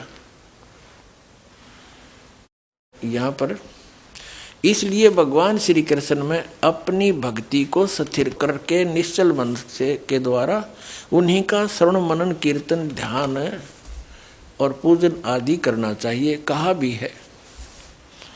फिर यहाँ 11 पृष्ठ पर आ गया, प्रश्न उत्तर चल रहा है। और ये ही सगुण ब्रह्म होकर भगवान श्री कृष्ण अपनी माया शक्ति के द्वारा जगत की रचना करते हैं, सतिथि काल में प्राणियों का पालन पोषण करते हैं, और आखिर में भी वे ही रुद्र रूप होकर इस चराचर विश्व का संहार भी करते हैं। और यही सृष्टि, सतिथि और विनाश, ये 3 प्रकार के ही तो उनके कर्म हैं। ठीक, इस जीव लोक के अंदर जितने जीव हैं वे सब, श्री भगवान ने गीता में सब कह दिया है कि अर्थात इस जीव लोक के अंदर जितने जीव हैं वे सब मेरे ही अंश हैं, चाहे वे पशु हों अथवा पक्षी हैं, कीट पतंग हों, चाहे मनुष्य योनि में उत्पन्न हो, ये सब मेरे ही तो अंश हैं। अतः मैं उनमें से किसी भी रूप को धारण करके अवतरित हो सकता हूँ। अब तक मैं जिन जिन रूपों में अवतरित हुआ हूँ उनको सुनो। अब श्री कृष्ण जी के बारे में कह रहे, श्री कृष्ण जी कह रहे हैं यानी विष्णु जी कि मैं अभी तक किन किन के रूप में अवतरित हुआ हूँ। ये देखिए, अब 12 पढ़ेंगे। जीवन चरित्र गरीबदास जी ये कहते हैं 1 नंबर पर अवतार हुआ हूँ सनकादिक अवतार, फिर वराह अवतार, नर नारायण अवतार, कपिल अवतार, नारद अवतार, यज्ञ अवतार, दत्तात्रेय अवतार, ऋषभ अवतार, मत्स्य अवतार, ऐसे नरसिंह अवतार, और फिर श्री कृष्ण अवतार और हरि अवतार, कबीर अवतार और गरीबदास अवतार और नानक अवतार। देखो इनकी अकल देखो कहाँ सेट कर रखा है। अरे परम अक्षर परम कबीर साहब सारी सृष्टि के रचने वाले गरीबदास जी वाले कबीर साहब को श्री कृष्ण का अवतार मानते, विष्णु जी का, गरीबदास जी को भी कबीर साहब जी को भी, तो पार होंगे फिर। कमाल की बात है। उन आत्माओं इस दास के विषय में आपको बहुत बार प्रमाणित किया है कि कबीर परमेश्वर जी ने इस दास को भेजा है। वो कंप्लीट कोर्स देकर संपूर्ण अध्यात्म ज्ञान, वो मूल ज्ञान है और सार शब्द। अभी तक ये छुपा के रखना था, जब तक 5500 वर्ष कलयुग नहीं बीत जाएगा तब तक इसको डिस्क्लोज नहीं करना था। और जब ये समय आया कबीर परमेश्वर जी ने दास को स्पेशल आदेश दिया, स्पेशल ला करके और कहा कि शुरू कर दे, मैं तेरे साथ रहूँगा, चिंता मत करना। अब समय आ गया इसको डिस्क्लोज करने का, तो वो अब डिस्क्लोज कर दिया गया। अब कबीर साहब कहते हैं ये 12 पंथ अमी को जावें। ये कबीर नाम से जो पंथ चल रहे हैं कबीर साहब को मानते हैं, लेकिन साधना ठीक नहीं है और अस्थिर घर का मरम नहीं पावे। वो कौन से? ये 12वां पंथ गरीबदास जी का पंथ है। और 12वें पंथ में गरीबदास वाले पंथ में कहा कि गरीबदास वाले पंथ तक के व्यक्ति उस सतलोक नहीं जा सकते, असंग जन्म ठोर नहीं पावे। असंग जन्म तक गरीबदास पंथ के भी असंग जन्म तक सतलोक नहीं जा सकते, क्योंकि उनकी साधना गलत है। क्योंकि दास ने गरीबदास पंथ की पूरी पद्धति का पता है। उसमें क्या नाम देते हैं? सबसे ज्यादा गरीबदास पंथ का फैलाव श्री भूरी वाले महाराज जी से हुआ है, जो पंजाब रामपुर के रहने वाले थे। और वहाँ से वो दीक्षित हुए गरीबदास पंथ में किसी संत से। उन्होंने कठोर घोर तप किए, जैसे आम ऋषि महर्षि किया करते थे, और सोहम का जाप करते थे, 100 बार हम अंदर। गरीबदास पंथ में एक हांडी में 2 पेट किए जा रहे हैं। संतों को जो लाल कपड़े ले लेते हैं, संत बन जाते हैं, उनको देते हैं सोहम नाम, वो भी 200 बाहर हम अंदर। और गृहस्थियों को देते हैं ओम भगवते वासुदेव नमः, या ओम नमः शिवाय, या सतगुरु सतगुरु। कमाल के आदमी हो। सब ने जाना वही है, संतों ने भी वही जाना। वो भी तो इंसान है, वो कौन से मिनिस्टर लाग गए एक लाल कपड़े पहन के, जब ज्ञान उनके पास है ही नहीं। और ऐसे गृहस्थी ने भी वही जाना है। तो दोनों की एक का साधना होती है। ये मूर्ख बना रहे हैं, इनने तो काम कर रखा है। एक व्यक्ति गाड़ी से उतरा, स्टेशन पर जाना था उसने आगे। उसने सोचा कुछ फल ले आता हूँ, वो थोड़ा आगे चला गया। तब तक वो गाड़ी चली गई, दूसरी गाड़ी वहीं आकर लग गई। उसने जाना था अमृतसर और वो गाड़ी लग गई बम्बई जाने वाली। जिस स्थान से वो उतरा था उसी स्थान पर जो कंपार्टमेंट लगा था उसी में चढ़ गया, और ऊपर की सीट पर बैठा था। रात का समय था, ऊपर वाली पर चढ़ गया। गाड़ी चल पड़ी। काफ़ी दूर गाड़ी जाली, तब उसने नीचे वाले से पूछा कि आप कहाँ उतरोगे? जो उसकी सीट के नीचे बैठा था उसी कंपार्टमेंट में, वो नीचे वाला कहने लगा मैं बम्बई जाऊंगा। अब उसने जाना था अमृतसर दिल्ली से।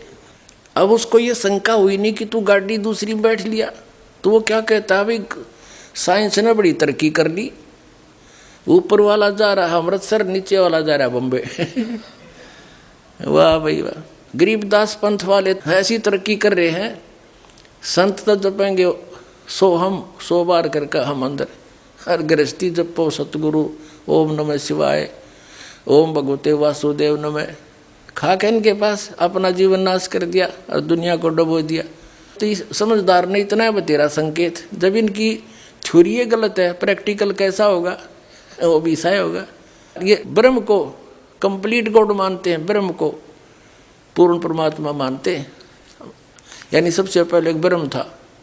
अरे ब्रह्म तो काल है, पर ब्रह्म यो अक्षर पुरुष है, और परम अक्षर ब्रह्म गीता जी अध्याय नंबर 8 के श्लोक नंबर 3 में जिसके विषय में कहा है, वो है पूर्ण परमात्मा, वो सत्य पुरुष है, वो कबीर जी है। हमने प्राप्ति करनी है उस परम अक्षर ब्रह्म की, और ये अटके पड़े ब्रह्म पे। और श्री कृष्ण जी का अवतार कबीर साहब को बताओ, देख इनकी अकल। इसलिए कबीर सागर में कहा कि ये गरीबदास पंथ वाले तक ये असक जन्म छोड़ नहीं पावे, और ये 12 पंथ हम ही को जावे, सब कबीर साहब को मानते हैं। आपको दिखाते हैं वो 12 पंथ कौन कौन से हैं, और कौन से पंथ में परमात्मा ने स्वयं आने के लिए कहा है। उसके लिए देखिएगा कबीर सागर। कबीर सागर संपूर्ण 11 भाग खेमराज श्री कृष्णदास प्रकाशन मुंबई के द्वारा प्रकाशित है। ये संपूर्ण 11 भाग ये उन्हीं का है, कबीर पंथियों का छापा हुआ। कबीर पंथी भारत पथिक स्वामी युगलानंद विहारी द्वारा पुरस्कृत, और ये मुद्रक के प्रकाशक।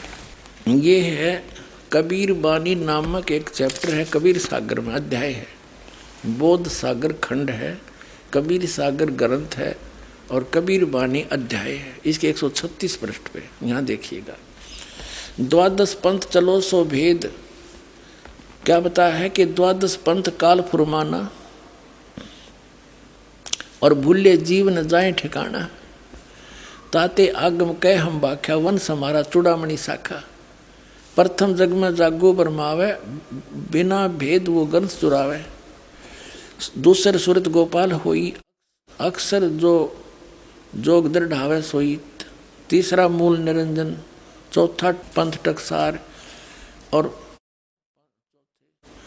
5वां पंथ बीज का लेखा, फिर सतनामी पंथ, फिर जीवा का पंथ, राम कबीर पंथ, फिर यो परमधाम की वाणी पंथ, ये चलेंगे।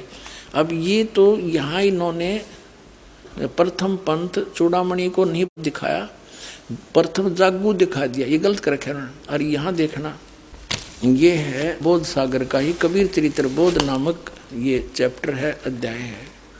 इसके एक 1870 पृष्ठ पे, ये 1870 पृष्ठ, यहाँ 12 पंथों को गद्य भाग में लिखा है, कबीर साहब के पंथों का वर्णन। प्रथम नारायण दास जी का पंथ लिख दिया इन्होंने, और दूसरा जागूदास, और यहाँ लिख रखा है न प्रथम जागूदास। देखो यहाँ इस कबीर बानी चैप्टर में 136 पृष्ठ पर प्रथम लिख दिया जागूदास, यहाँ चूड़ामणि को निकाल दिया, ये प्रथम चूड़ामणि है। ये अब हम आगे 1870 पृष्ठ पर कबीर चरित्र बोध में प्रथम नारायण दास जी का पंथ, फिर जागूदास पंथ, तीसरा सूरत गोपाल, मूल निरंजन का पंथ, टकसारी पंथ, भगवान दास पंथ, सतनामी पंथ, कमाली पंथ, यू कमाल का पंथ, कमाल वाला, कमाली का नहीं कमाल का, राम कबीर पंथ, प्रेम धाम की वाणी पंथ, और 11वां जीवा पंथ, और 12वां है गरीबदास पंथ। यू 12वां पंथ याद रखो, ये गरीबदास पंथ है, ठीक है। यहाँ क्लियर है गद्य भाग में, और ये है पद्य भाग कबीर वाणी 136 पृष्ठ पे, 136 पृष्ठ। अब यहाँ आगे हम फिर दोबारा 12 पंथ काल फुरमाना, भूले जीव न जाओ ठिकाना। इन 12 पंथों में काल का आदेश चलेगा, नाम चलेगा, ज्ञान चलेगा, अर्थात आगम कह हम बाख्या, इसलिए भविष्य का बताऊंगा आपको। वंश हमारा चूड़ामणि शाखा, ये प्रथम चूड़ामणि है, इन्होंने गलत लिखा, थोड़ा सा फेर बदल बाद में किया है इन कबीर पंथियों ने। प्रथम जग में जागो बरमावे, बिन जागो जोगो सूरत गोपाल वही है। टकसारी पंथ, फिर सारा ये सतनामी पंथ, और ये सारा वही है परमधाम की वाणी पंथ। और यहाँ आगे हम ये 10वां वध है परमधाम की वाणी। अब ये 11वां है वास्तव में, अब ये है 12वां। कहते हैं संवत 1775 हुई, ता दिन प्रेम प्रगटे जग सोई। संवत 1774 में गरीबदास जी का जन्म हुआ था। संवत 1774 वैशाख में, यहाँ गलती से 75 लिखा गया है। संवत 1775 हुई, ये 74 हुई होना चाहिए। ता दिन प्रेम प्रगटे जग सोई। 12वां पंथ का प्रवर्तक तब प्रगट होगा। आज्ञा रहे ब्रह्म बोध लावे, कोली चमार सबके घर खावे, यानी वो भेदभाव कम करेगा। साख हमारी ले जीव समझावे, असंग जन्म ठोड़ नहीं पावे।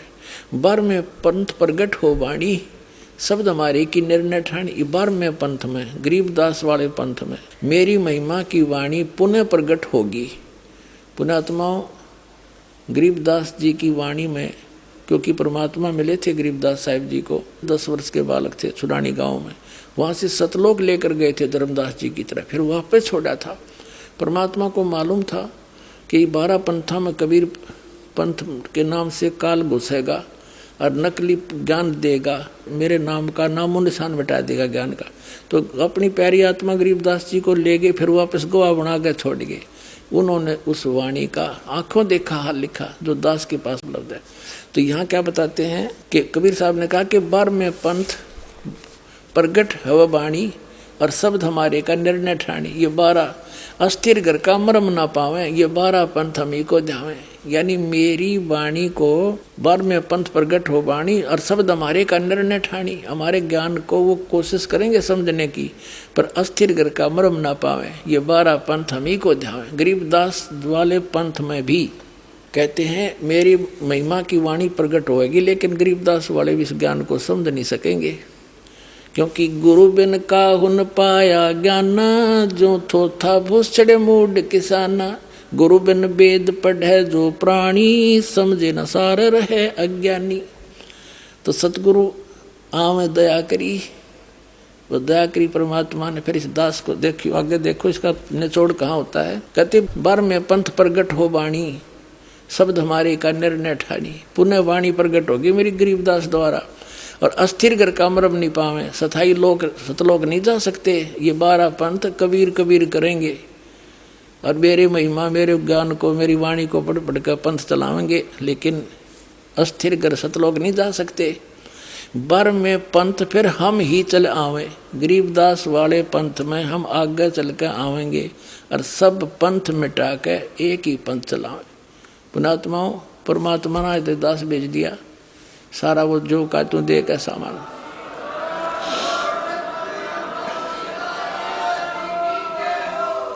और इस दास का निकास गरीबदास पंथ से है। मेरे पूज्य गुरुदेव जी गरीबदास पंथ से संबंधित थे।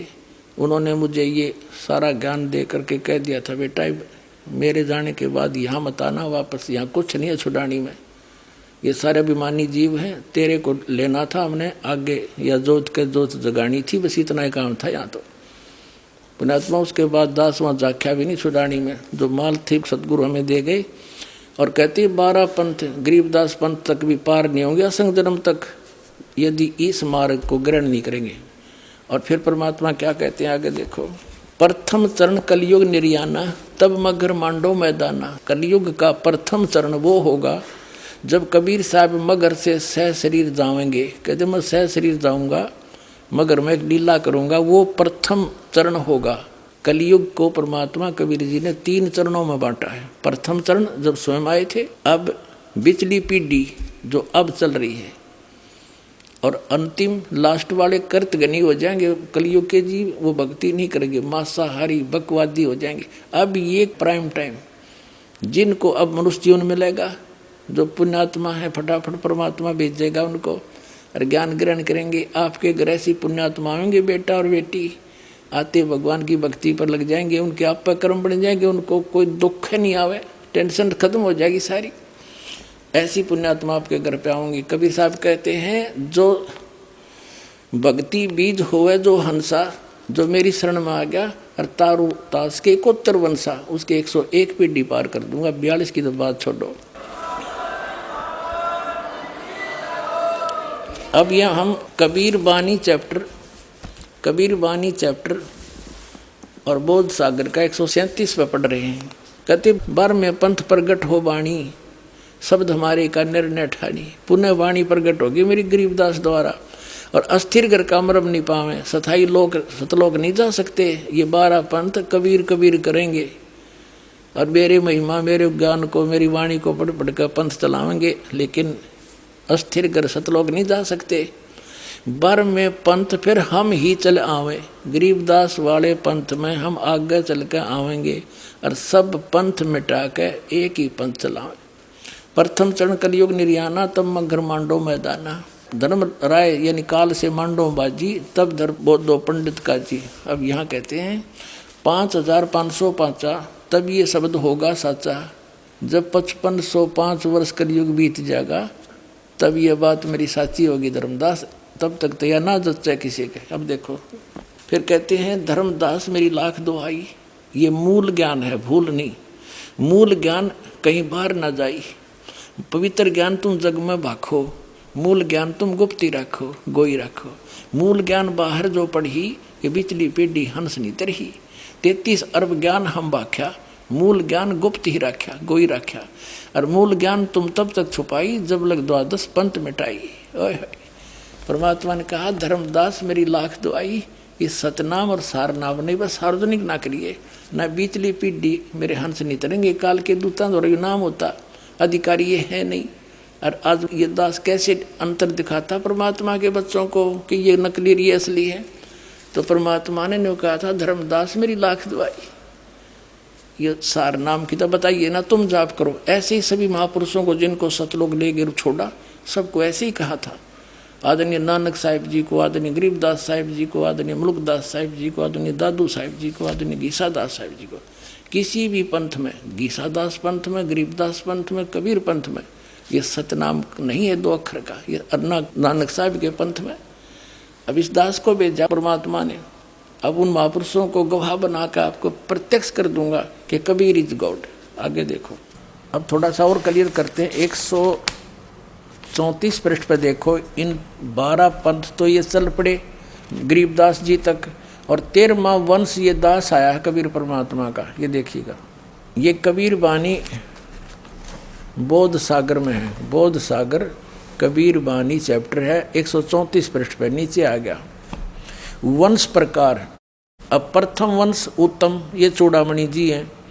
दूसरा वंश अहंकारी, तीसरा वंश प्रचंड, और चौथा वंश बिरहे, 5वां वंश निंद्रा, 6ठा वंश उदास, और 7वां वंश ज्ञान चतुराई, 8वां वंश पंथ विरोध, 9वां वंश पंथ पूजा, 10वां वंश प्रकाश, 11वें वंश प्रकट सारा, 12वें पंथ प्रगट होवे उजियारा। ये गरीबदास जी का 12वां पंथ। इसमें मेरी महिमा की पुण्य वाणी का कुछ प्रकाश सा होगा, थोड़ा थोड़ा उजियारा सा होगा, धुंधला धुंधले सी। तो अब इसमें क्या बताया है? 12वां पंथ गरीबदास, 12वें वंश प्रगट होवे उजियारा। जैसे कहा था ना 12वें पंथ मेरी प्रगट हुआ वाणी, ये अगले पृष्ठ पे है, वो तो 134 पे 137 पे। 12वें पंथ प्रगट हुआ वाणी, शब्द हमारे का निर्णय ठाणी। और 12वें पंथ में फिर हम ही चलावें, और सब पंथ मिटा के एक पंथ चलावें। अब यहाँ हम फिर आगे 134 पे, अब यहाँ पढ़ते पढ़ते आ रहे हम कबीर वाणी में नीचे। अब 12वें शब्द प्रगट हुआ उजियारा, यानी मेरी महिमा की वाणी में कुछ कुछ ज्ञान होगा कबीर साहब मेरा बारे में। और 13वें वंश मिटे सकल अंधियारा। अभी 13वां वंश ये दास है, अब सारा अंधेरा हट जाएगा, एक कबीर साहब भगवान रह जाएगा पूरे विश्व में। जब कबीर परमात्मा ने धर्मदास जी से कहा था कि धर्मदास मैं जिस समय कलयुग का 5500 वर्ष बीत जाएगा कलयुग, तब मैं आऊंगा और सब पंथों को मिटा के एक पंथ चलाऊंगा। उसके लिए देखिएगा सौसम वेद बोध कबीर सागर में कबीर सागर संपूर्ण 11 भाग खेमराज श्री कृष्णदास प्रकाशन मुंबई के द्वारा प्रकाशित है। ये संपूर्ण 11 भाग कबीर सागर ये उन्हीं का है, कबीर पंथियों का छापा हुआ। कबीर पंथी भारत पथिक स्वामी युगलानंद विहारी द्वारा पुरस्कृत, और ये मुद्रक के प्रकाशक। जब परमात्मा और काल की वार्ता हुई थी, उस समय परमात्मा से काल ने क्या कहा था कि 12 पंथ तेरे नाम तो चलाऊंगा, और इन 12 पंथा में जो नाम लेगा वे मेरे मुख में आन समोई। कबीर साहब ने कहा था 12 पंथ करूँ मैं साजा, और नाम तुम्हारा ले करूँ आवाजा। काल ने कहा था कबीर परमेश्वर को, और 12 पंथ करूँ मैं साजा, नाम तुम्हारा ले करूँ आवाजा। 12 पंथ नाम जो ले ही मेरे मुख में आन समोई। और जाओ जोग जीत संसारा, जीव न माने कहा तुम्हारा। जीव तुम्हारा कहा न माने, हमरी ओढ़ हो बाद बखाने। तब परमात्मा ने कहा था डट जा, आन दे टाइम, तब मैं क्या करूँगा तेरे संग में। क्या बताया है ये देखिएगा। बोध सागर, कबीर सागर के अंदर बोध सागर, और ये सबसम वेद बोध है। इसमें इसके 121 पृष्ठ पे यहाँ लिखा है सतयुग त्रेता द्वापर माही, तीनों युग जीव थोड़े जाही। युग निरंजन ने परमात्मा से वचन लिए थे। चौथा युग जब कलयुग आई, तब तो शरण जीव बहु जाई। ऐसा वचन हर बोय दीजिए, तब तुम संसार गवन ही कीजिए। अब परमात्मा ने कहा था अरे काल पर पंथ पसारा, तीनों युग जीवन दुख डारा। बिनती तोरी लीन में मानी, मोह को ठगे काल अभिमानी। चौथा युग जब कलयुग आई, तब हम अपनो वंश पठाई। काल फंद छूटे नर लोई, सकल सृष्टि परवानी खोई। घर घर देखो बोध विचारा, सत नाम सब ठोर उचारा। अब फिर के 5505, तब ये वचन होगा साचा। कलयुग बीत जावे जब एता, तो सब जीव परम पुरुष पद चेता। इसका क्या अर्थ है कि जब 5505 वर्ष बीत जाएंगे कलयुग के, तब मैं अपना अंश भेजूंगा। अब परमात्मा अपने आप को छुपा के करे, और कहते हैं फिर पूरा विश्व परमात्मा के उस परम पद से परिचित होगा, उस भक्ति से, और सकल सतनाम का सब जगह उच्चारण होगा। देखिए चौथा युग जब कलयुग आई, तब हम अपना अंश पठाएं, अपना अंश भेजेंगे। और काल पंथ छोटे नर लोई, सकल सृष्टि परवानी कोई। पूरी सृष्टि नाम लेगी, और घर घर देखो बोध विचारा। घर घर परमात्मा की महिमा का विचार होगा, ज्ञान का। और सतनाम सब ठोर उचारा, सब जगह सतनाम का दिया जाएगा, सब जाप किया करेंगे। और कलयुग 5505, जब ये वचन होगा साचा। कलयुग बीत जाए तब एता, सब जीव परम पुरुष पद चेता, यानी सभी जीव उस परमात्मा के परम पद के परिचित हो जाएंगे। सब संवेद बोध 121 पृष्ठ पर आपने पढ़ लिया था। 121 पृष्ठ पे यहाँ पर कि चौथा युग जब कलयुग आई, तब हम अपना अंश पठाई। काल फंद छूटे नर लोई, सकल सृष्टि परवानी कोई। पूरी सृष्टि नाम लेवेगी बंदी छोड़ का, कबीर साहब का। घर घर देखो बोध विचारा, और सत नाम सब ठोर उचारा। खुले तौर पर बताया जाएगा फिर नाम सब पुण्यात्माओं का सतनाम का, वो 2 अक्षर का नाम है। और 5505, तब ये वचन मेरा होगा साचा। कलयुग बीत जाए तब एता, सब जीव परम पुरुष पद चेता। सब जीव परमात्मा के उसे परम पद से परिचित हो जाएंगे। अब देखना ये कबीर साहब का फिर सौसम ही चल रहा है। 171 पृष्ठ पर आ गए हम। पुण्यात्माओं इस पर लिखा है 500 और 500 जब कलयुग बीत जाए, महापुरुष फरमान तब जग तारण को आए। कबीर साहब कहते हैं जब यानी 5500 5500 कलयुग बीत जाएगा, जब एक महापुरुष आवेगा। वहाँ तो उन्होंने खुद कह दिया हम चल कर आएंगे, तो बार बार नौके का मावांगे तो वजह नहीं। तो स्पष्ट कर दिया कि महापुरुष फरमान तब जग तारण को आवे, हिंदू तुर्क आदि सब जेते जीव जहान, और सत नाम की साख गए ये पावे पद निर्वाण। पूरे जितने भी जीव हैं, हिंदू हैं, मुसलमान हैं, या कोई सिख है, कोई भी आगे दो चलेंगे, सारे जितने भी जीव जहान में और दो सत नाम की साख ले वो पावे पद निर्वाण। निर्वाण माने मोक्ष पद प्राप्त करें।